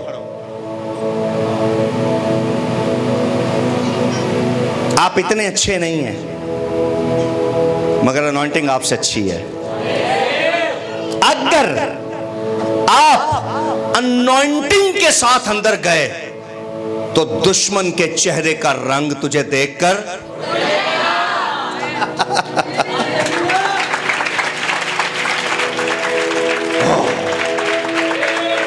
उसने कहना ओए यार किथों आ गया, और आप पता क्या कहेंगे, खुदावंद का रूह मुझ पर है, उसने मुझे भेजा है कि यहां गरीबों को उठाऊं और बादशाही में ले जाऊं। उसने मुझे भेजा है कि आऊं और अंधों को, जिनको तूने अंधा बना दिया है, जिन्हें कुछ और नजर नहीं आता, उन्हें सेक्स नजर आता है, उन्हें बुराई नजर आती है, उन्हें लालच नजर आता है, उन अंधों को बिनाई पाने की खबर सुनाऊं। आप में से चंद लोग हैं ऐसे, आई एम रियली सॉरी, मुझे खुले लफ्जों में प्रीचिंग करने की इजाजत दें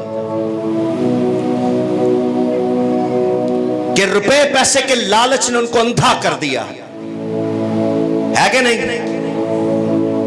औरत के लालच ने, मर्द के लालच ने, सेक्स के लालच ने उनकी आंखों पर पट्टी बांधी हुई है, उन्हें कुछ नजर नहीं आ रहा। अमीर बनने का लालच उनको अंधा कर दिया उसने।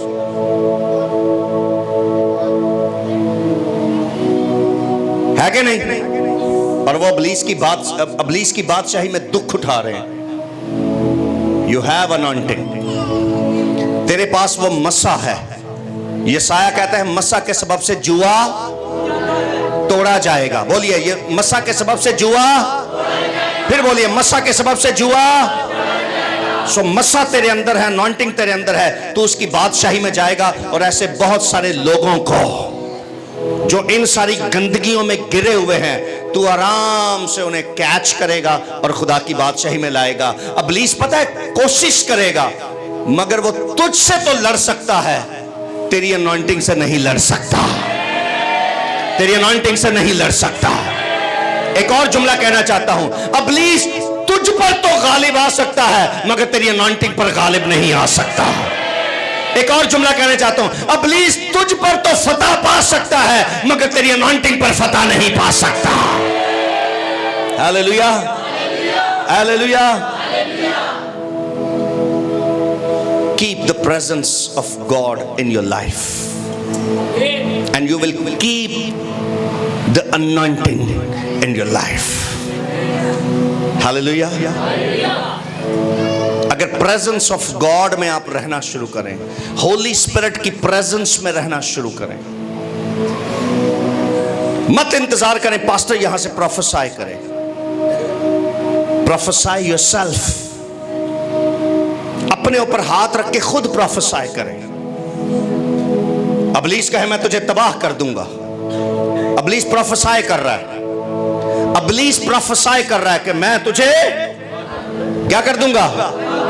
इब्लीस क्या कह रहा है, क्या प्रोफेसाई कर रहा है? आप सब बोल नहीं रहे। इब्लीस प्रोफेसाई कर रहा है, क्या कह रहा है? ओ, आप प्रेजेंस ऑफ गॉड में रहकर अपने ऊपर हाथ रखें, बोले मैं आबाद ही रहूंगा, क्योंकि मुझे आबाद करने वाली एक कुदरत मेरे अंदर है, और वो अनॉइंटिंग है, वो होली स्पिरिट है, वो बाप, बेटा और रूहुल कुद्स है। Hallelujah, hallelujah, hallelujah. अनॉइंटिंग 2026 में जो आपकी सबसे बड़ी जरूरत है, आवाज नहीं आ रही क्या? उर्दू में क्या कहते हैं? शाबाश, क्या? मस्सा, रूहुल कुद्स का, रूहुल कुद्स का।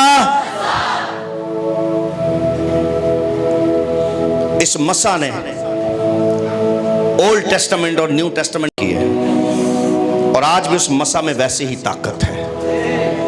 दाऊद शेर को फाड़ता था कि नहीं फाड़ता था? रींच को फाड़ा उसने कि नहीं फाड़ा? शमसून ने शेर को फाड़ा कि नहीं फाड़ा?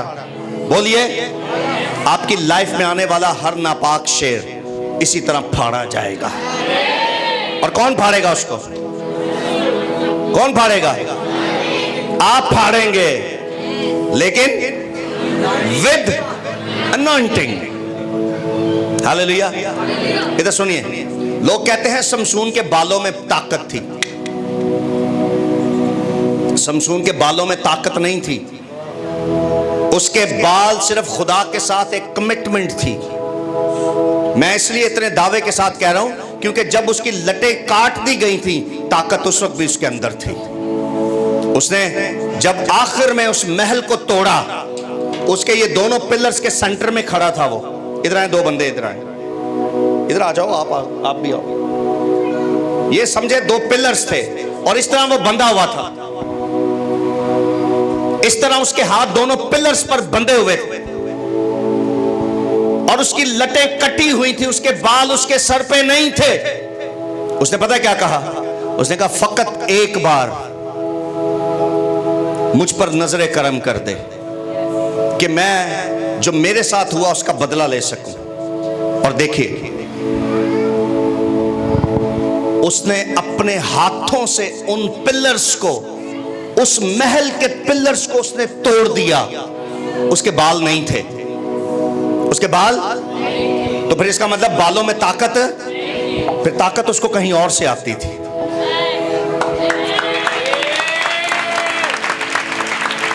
सुनिए, कहां से आती थी? वही लिखा हुआ है, वहां पे लिखा है, जब जब शमसून कोई बड़ा काम करता था, उस बड़े काम से पहले एक जुमला आप पढ़ेंगे कोजात की किताब में, द बुक ऑफ जजेस में। वहां पे लिखा है, और खुदा की रूह शमसून पर नाजिल हुई। क्या? सो कहना क्या चाहता हूं? Anointing of the Holy Spirit. So ये सारे बड़े काम, ये सारे बड़े काम शमसून नहीं, शमसून की अनॉइंटिंग करते थे। हालेलुया।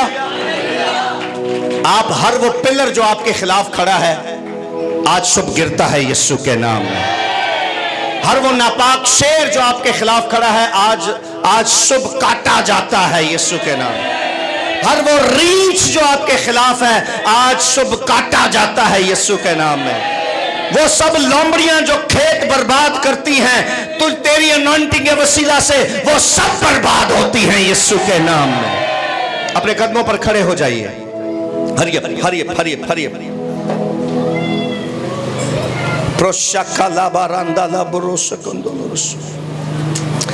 जल्दी जल्दी जल्दी जल्दी जल्दी जल्दी जल्दी।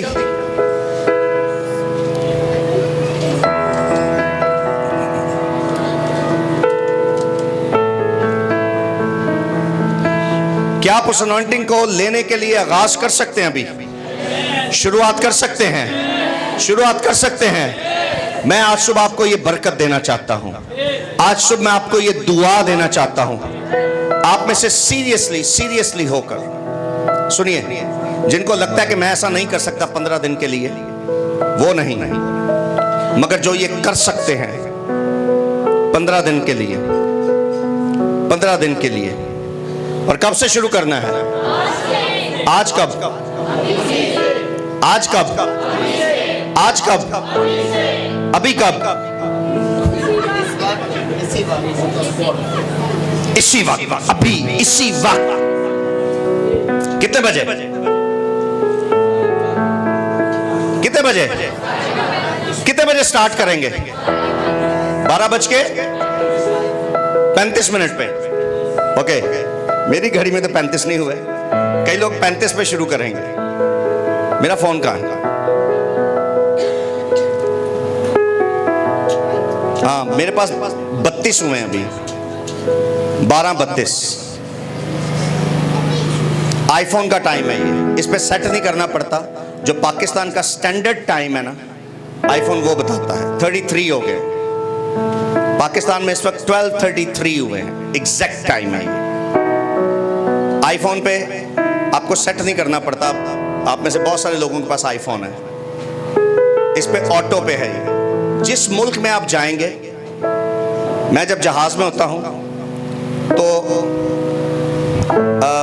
जो बड़े जहाज हैं उनके अंदर इंटरनेट प्रोवाइड करते हैं वो सैटेलाइट के थ्रू। तो मैं जब कोई बड़ी फ्लाइट होती है तो उसमें मेरा फ़ोन जो है वो इंटरनेट के साथ कनेक्ट होता है। तो मैं जिस मुल्क के ऊपर से जा रहा होता हूँ उस मुल्क का टाइम ये सेट हो जाता है उसी वक्त। फॉर एग्जाम्पल अभी हम इंग्लैंड गए थे, मैं और मेरी मिसेस। तो जिस मुल्क के ऊपर से गुजरे थे वहीं का टाइम आ रहा था, क्योंकि वो सैटेलाइट से है ये सारा कनेक्शन। वो टाइम बार बार चेंज हो रहा था। जब पहली बार जब ये मेरे साथ हुआ तो मैं क्या इन्हू फोन खराब तो नहीं हो गया, कदी ये कुछ वजांदा है, कदी कुछ वजांदा है, कदी कुछ वजांदा है। घड़ी मेरी सही है, यह खराब है लगता। लेकिन जब मैं उस एयरपोर्ट पे उतरा, ये जब पुरानी बात है, जब उस एयरपोर्ट पे उतरा तो उसने उस मुल्क का टाइम शो किया। फिर वहाँ मैं अपनी वाइफ को कह रहा, मैं कहा फ़ोन सही हो गया है जहाज से ख़राब से। अच्छा, वो भी मेरे वर्गी बेचारी। उन्हें कहा अच्छा हूँ सही हो गया। मैं कहा, उन्हें कहा चलो हालेलुया। जो जहाज से एक हफ्ते बाद बैठे फिर फ़ोन, मैं कहा फिर फ़ोन ख़राब हो गया। पाकिस्तान उतरे, मैं क्या फ़ोन सही हो गया। सो इस वक्त क्या टाइम हुआ दोबारा देखिए 34। मैं 35 का इंतजार करना, जिन्हें 35 क्या है हो गया। हालेलुया। सो इस वक्त 12:00 हो गए जी। आप अपनी अनॉइंटिंग को ग्रैब करने के लिए कौन सा वक्त चूज करते हैं? 12:35। हालेलुया। और 12:35 शुरू हुए हैं एंड आई बिलीव आसमान खुलना शुरू हो गया है और आसमान से वो हर रूहानी खजाना जिसकी आपको जरूरत है आज आपके ऊपर उतरता है। एंड लिसन मी, आप में से जो लोग गैर जुबानें नहीं बोल सकते, इस वक्त हम पूरी जमात गैर जुबानों में दुआ करने लगे हैं। इधर सुन लो पहला यार, एडे जज्बाती ना बनो, बात सुना करें पहले। हम सब गैर जुबानों में दुआ करने लगे हैं। आप में से जो कोई बेगाना जुबानों में गैर जुबानों में दुआ नहीं कर सकता, आज आई बिलीव कि रूहुल कुद्स यहां पर उतरा हुआ है। आमीन। इधर देखें। जब आसमान खुलता है ना तो उसमें से खजाने गिरते हैं। उसमें सबसे बड़ा और सबसे कीमती खजाना जो गिरेगा ना आज, वो रूहुल कुद्स खुद है। रूहुल कुद्स खुद है जो आपके ऊपर आएगा। आमीन। और उस रूहुल कुद्स के वसीला से बहुत सारी और नेमतें आपके अंदर ऑपरेट होना शुरू हो जाएंगी। लेकिन सुनिए, अब जब रूहुल कुद्स गिर रहा है, हम पर आ रहा है, हमारे अंदर उतर रहा है, तो फिर सुनिए, जो लोग गैर जुबानें कभी नहीं बोल सके, आज उनमें से चंद लोग गैर जुबानें भी बोलना शुरू करेंगे। और जुबानें आपके माइंड में आएंगी, आपके दिल में आएंगी, उनको अपनी जुबान पर लाना शुरू करना आपने। ठीक है जी। मैं 3, 2, 1 कहूंगा और हम सब गैर जुबानें बोलना शुरू करेंगे। और आप सब अगर नहीं बोल सकते तो आप बोलना शुरू कर दीजिए। रूहुल कुद्स यहां पर जुबानों के साथ उतरा हुआ है। रूहुल कुद्स यहां 12:35 पर जुबानें लेकर उतर चुका है। अब उन जुबानों को आपने ग्रैब करना है, ले लेना है और बोलना शुरू कर देना है। अब सुनिए, आप में से बहुत सारे लोग हैं जिन्हें और नई जुबानें मिलेंगी। आप ऑलरेडी बोलते हैं, आपको आज नई जुबानें मिलेंगी और उन जुबानों के साथ साथ कई लोगों को जुबानों का तर्जुमा भी मिलेगा। आज इस मीटिंग के बाद जब कभी आप जुबानें बोलेंगे, साथ आपको खुदा का रूह तर्जुमा भी देगा। रूह का इम्तियाज गैर जुबानों में आपको रिसीव होगा। गैर जुबानें बोलते बोलते ही नबूवत का मसा आप पर आएगा। जुबानें बोलते बोलते ही ईमान की कुदरत आपके ऊपर आएगी। Now 3, 2, 1।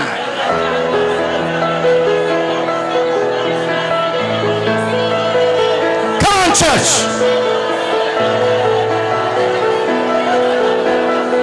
जुबानें किसी और जुबान में दुआ ना करें, गैर जुबानों में दुआ करें। कोई उर्दू में दुआ ना करे, गैर जुबानों में।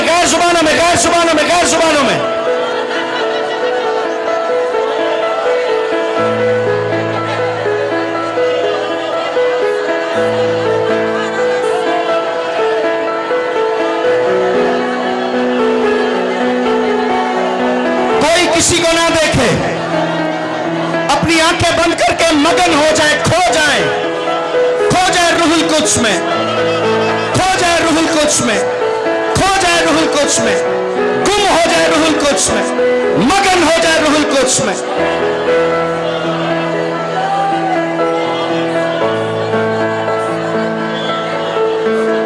खामोश खड़े नहीं रहना, बोलना शुरू करें। गैर जुबानें आप पर ठहर चुकी हैं। अब में से बहुत सारे लोग हैं जिन पर गैर जुबानें ठहर गई हैं। सिर्फ अपने मुंह में उनको लाएं, अपने मुंह में लाकर बोलना शुरू करें। उन जुबानों को बोलना शुरू करें जो जुबानें आपके माइंड में आ रही हैं।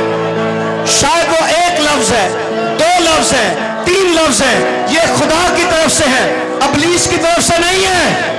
इन्हें बोलना शुरू कीजिए, बोलना शुरू कीजिए, बोलना शुरू कीजिए, बोलना शुरू कीजिए। रूहुल कुद्स के मसा में भरने का यह पहला स्टेप है कि आप गैर जुबानों में दुआ करें। रूहुल कुद्स के मसा में भरने का यह पहला स्टेप है कि आप बेगाना जुबानों में दुआ करें। बोलिए बोलिए बोलिए बोलिए बोलिए।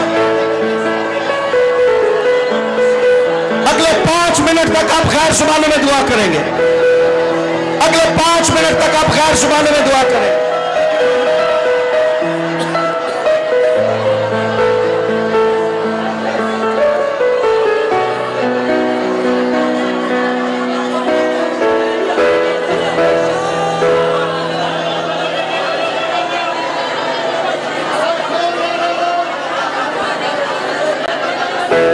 अगले 4 मिनट तक आप गैर जुबानों में दुआ करेंगे।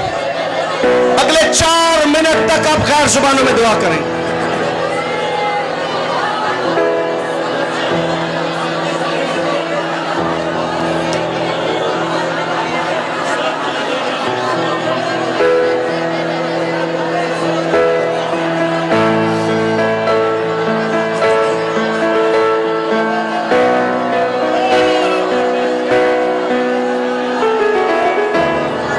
अगले 3 मिनट तक आप गैर जुबानों में दुआ करेंगे।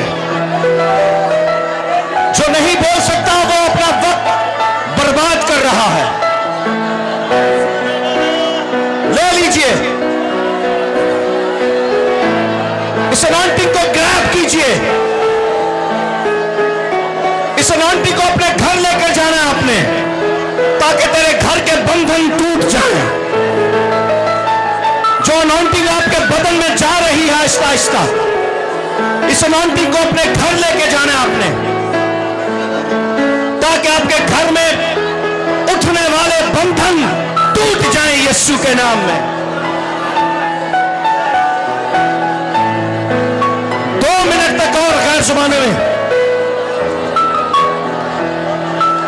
अगले 2 मिनट तक और गैर जुबानें बोलनी है आपने।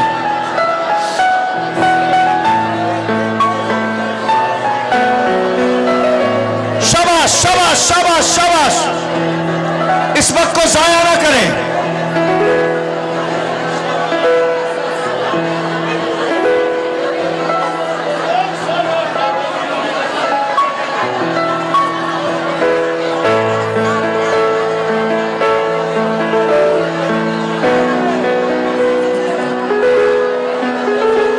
अगले 1 मिनट में और गैर जुबानें बोलनी है। कई लोगों को नई जुबानें मिल रही हैं, नए लफ्ज मिल रहे हैं। कुछ लोगों को ताजा गैर जुबानें मिली हैं। 1 लफ्ज, 2 लफ्ज, 3 लफ्ज, जितने भी हैं बोलिए बोलिए बोलिए।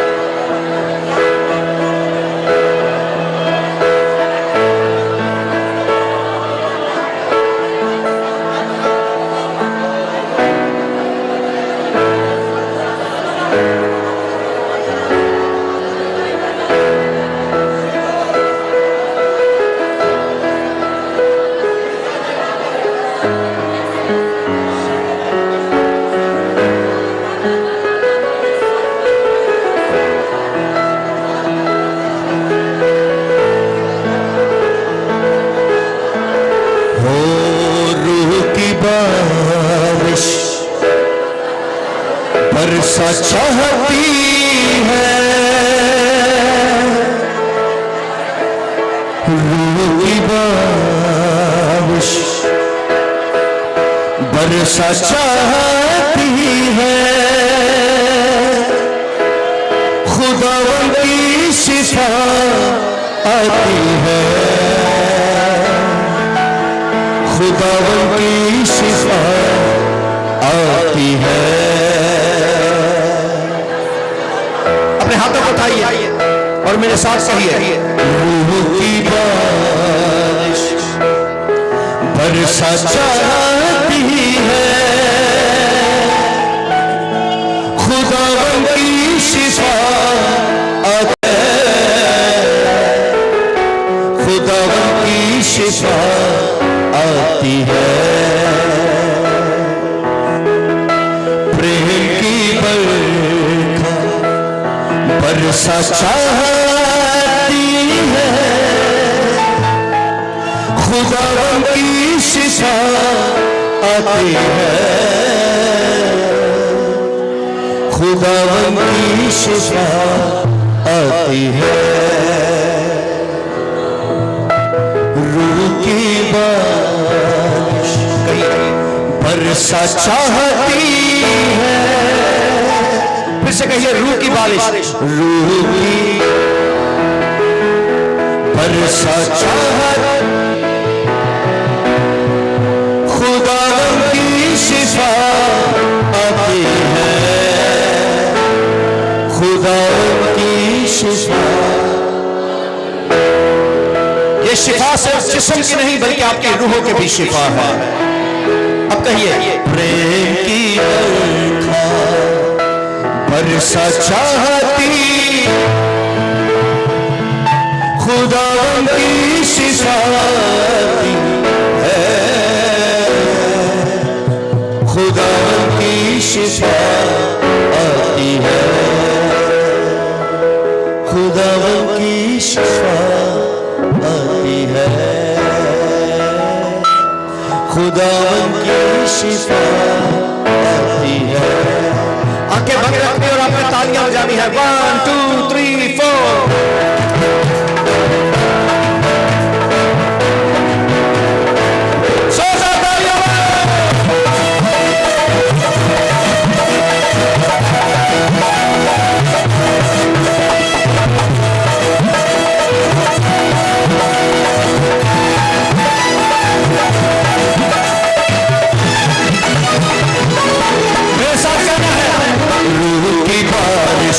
बरसा चाहती है रूह की बारिश,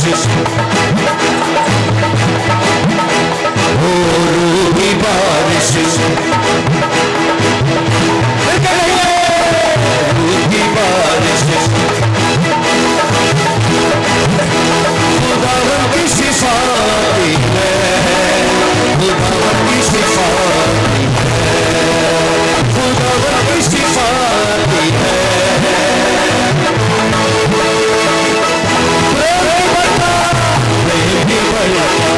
बरसा चाहती है खुदावंद की शिफा आती है, खुदावंद की शिफा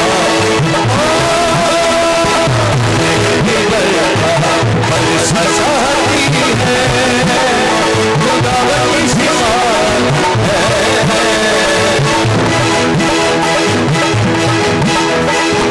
शिफा का मंबा यीशु मसीहा सुनेगी,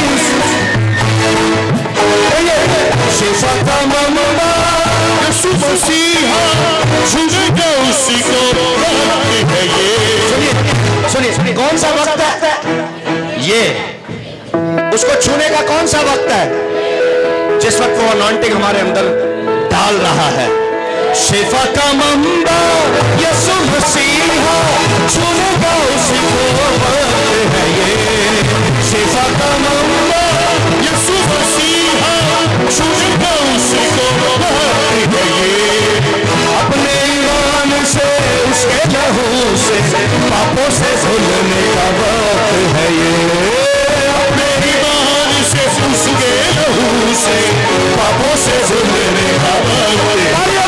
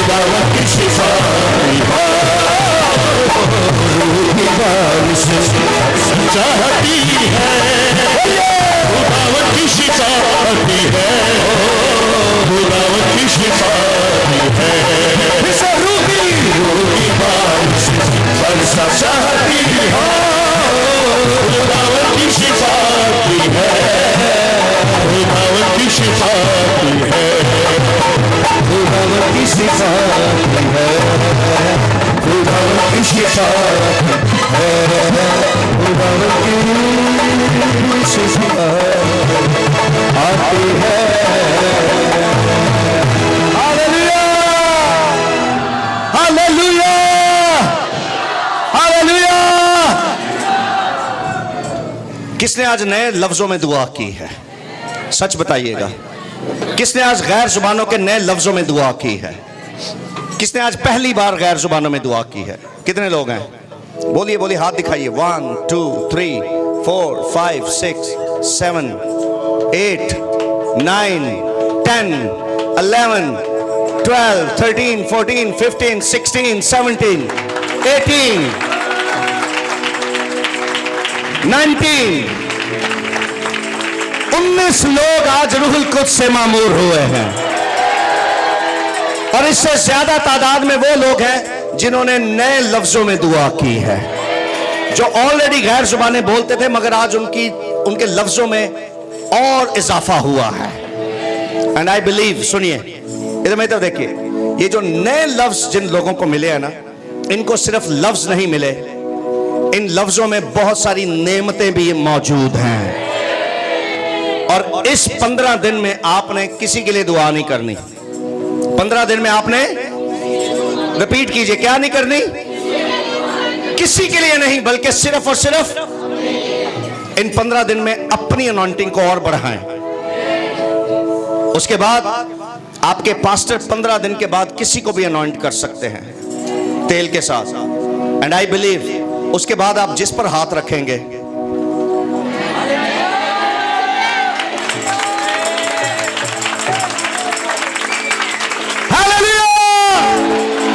ये आवाज बड़ी कम है, हालेलुया,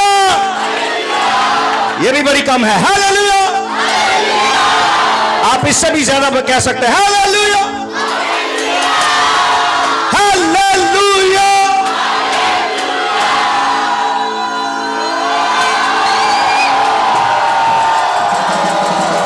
आमीन, आमीन, आमीन।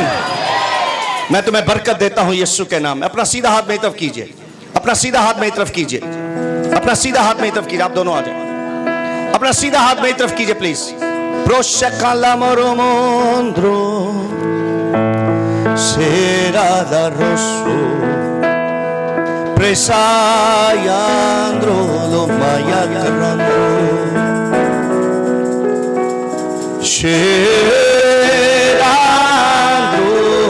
so rayalo randro boroso। अपना सीधा हाथ मेरी तरफ कीजिए सब।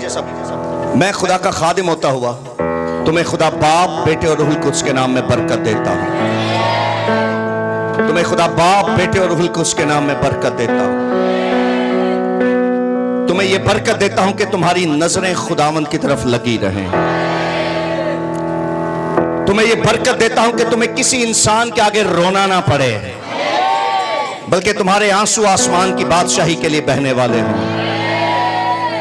मैं तुम्हें यह बरकत देता हूं कि 2026 में तुम्हें किसी इंसान का मोहताज होना ना पड़े, बल्कि एक ही हस्ती है जिसका नाम यीशु मसीह नासरी है। तुम उसी के मोहताज रहो और वो तुम्हें आसमान के दरीचे खोल के बरकत देता रहे। तुम्हें बरकत देता हूं, तुम्हें बरकत देता हूं, तुम्हें बरकत देता हूं, तुम्हें बरकत देता हूं कि तुम नहीं सर ठहरोगे। अपने घर में भी, अपने इलाके में भी, कलीसिया में भी, इस शहर में और इस मुल्क में भी खुदावन तुम्हें तुम नहीं सर कहलाता है। प्राणायानंदोरोसो इंद्र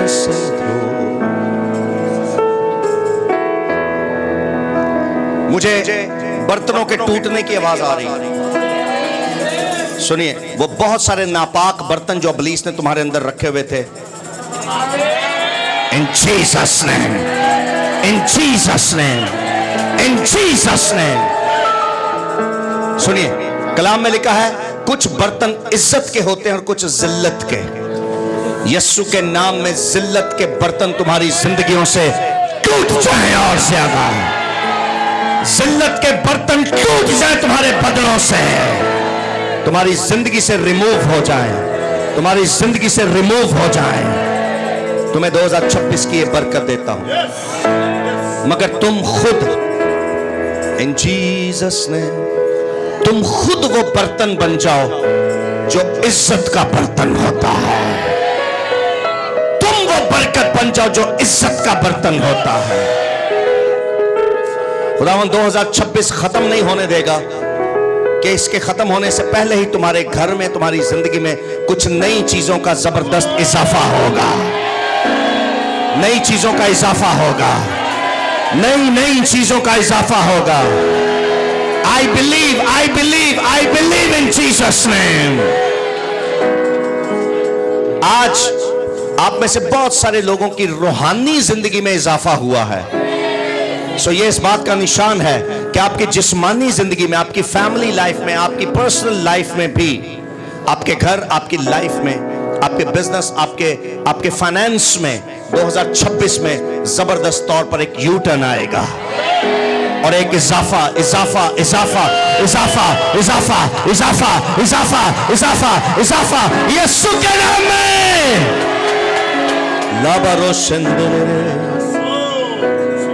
ते उस तो बरकता सब लोग पावन, ते कौम धन्यवाद, ते कौम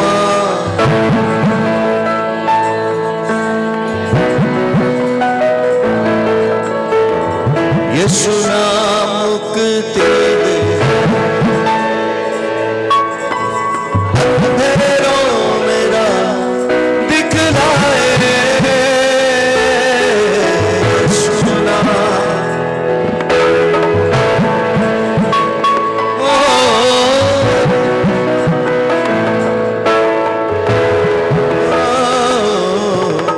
खोल दे वो बंद आसमान, जिंदगी का देवो ही आराम,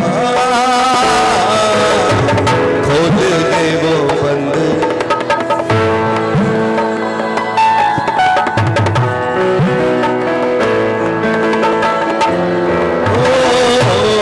यीशु नाम,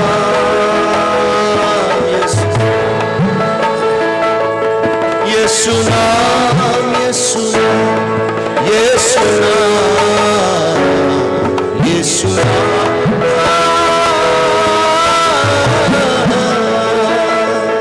यीशु नाम, यीशु नाम, यीशु नाम, यीशु नाम। आप दोनों ने अपना घर सेल कर दिया, बेच दिया ताकि खुदा का घर बन सके।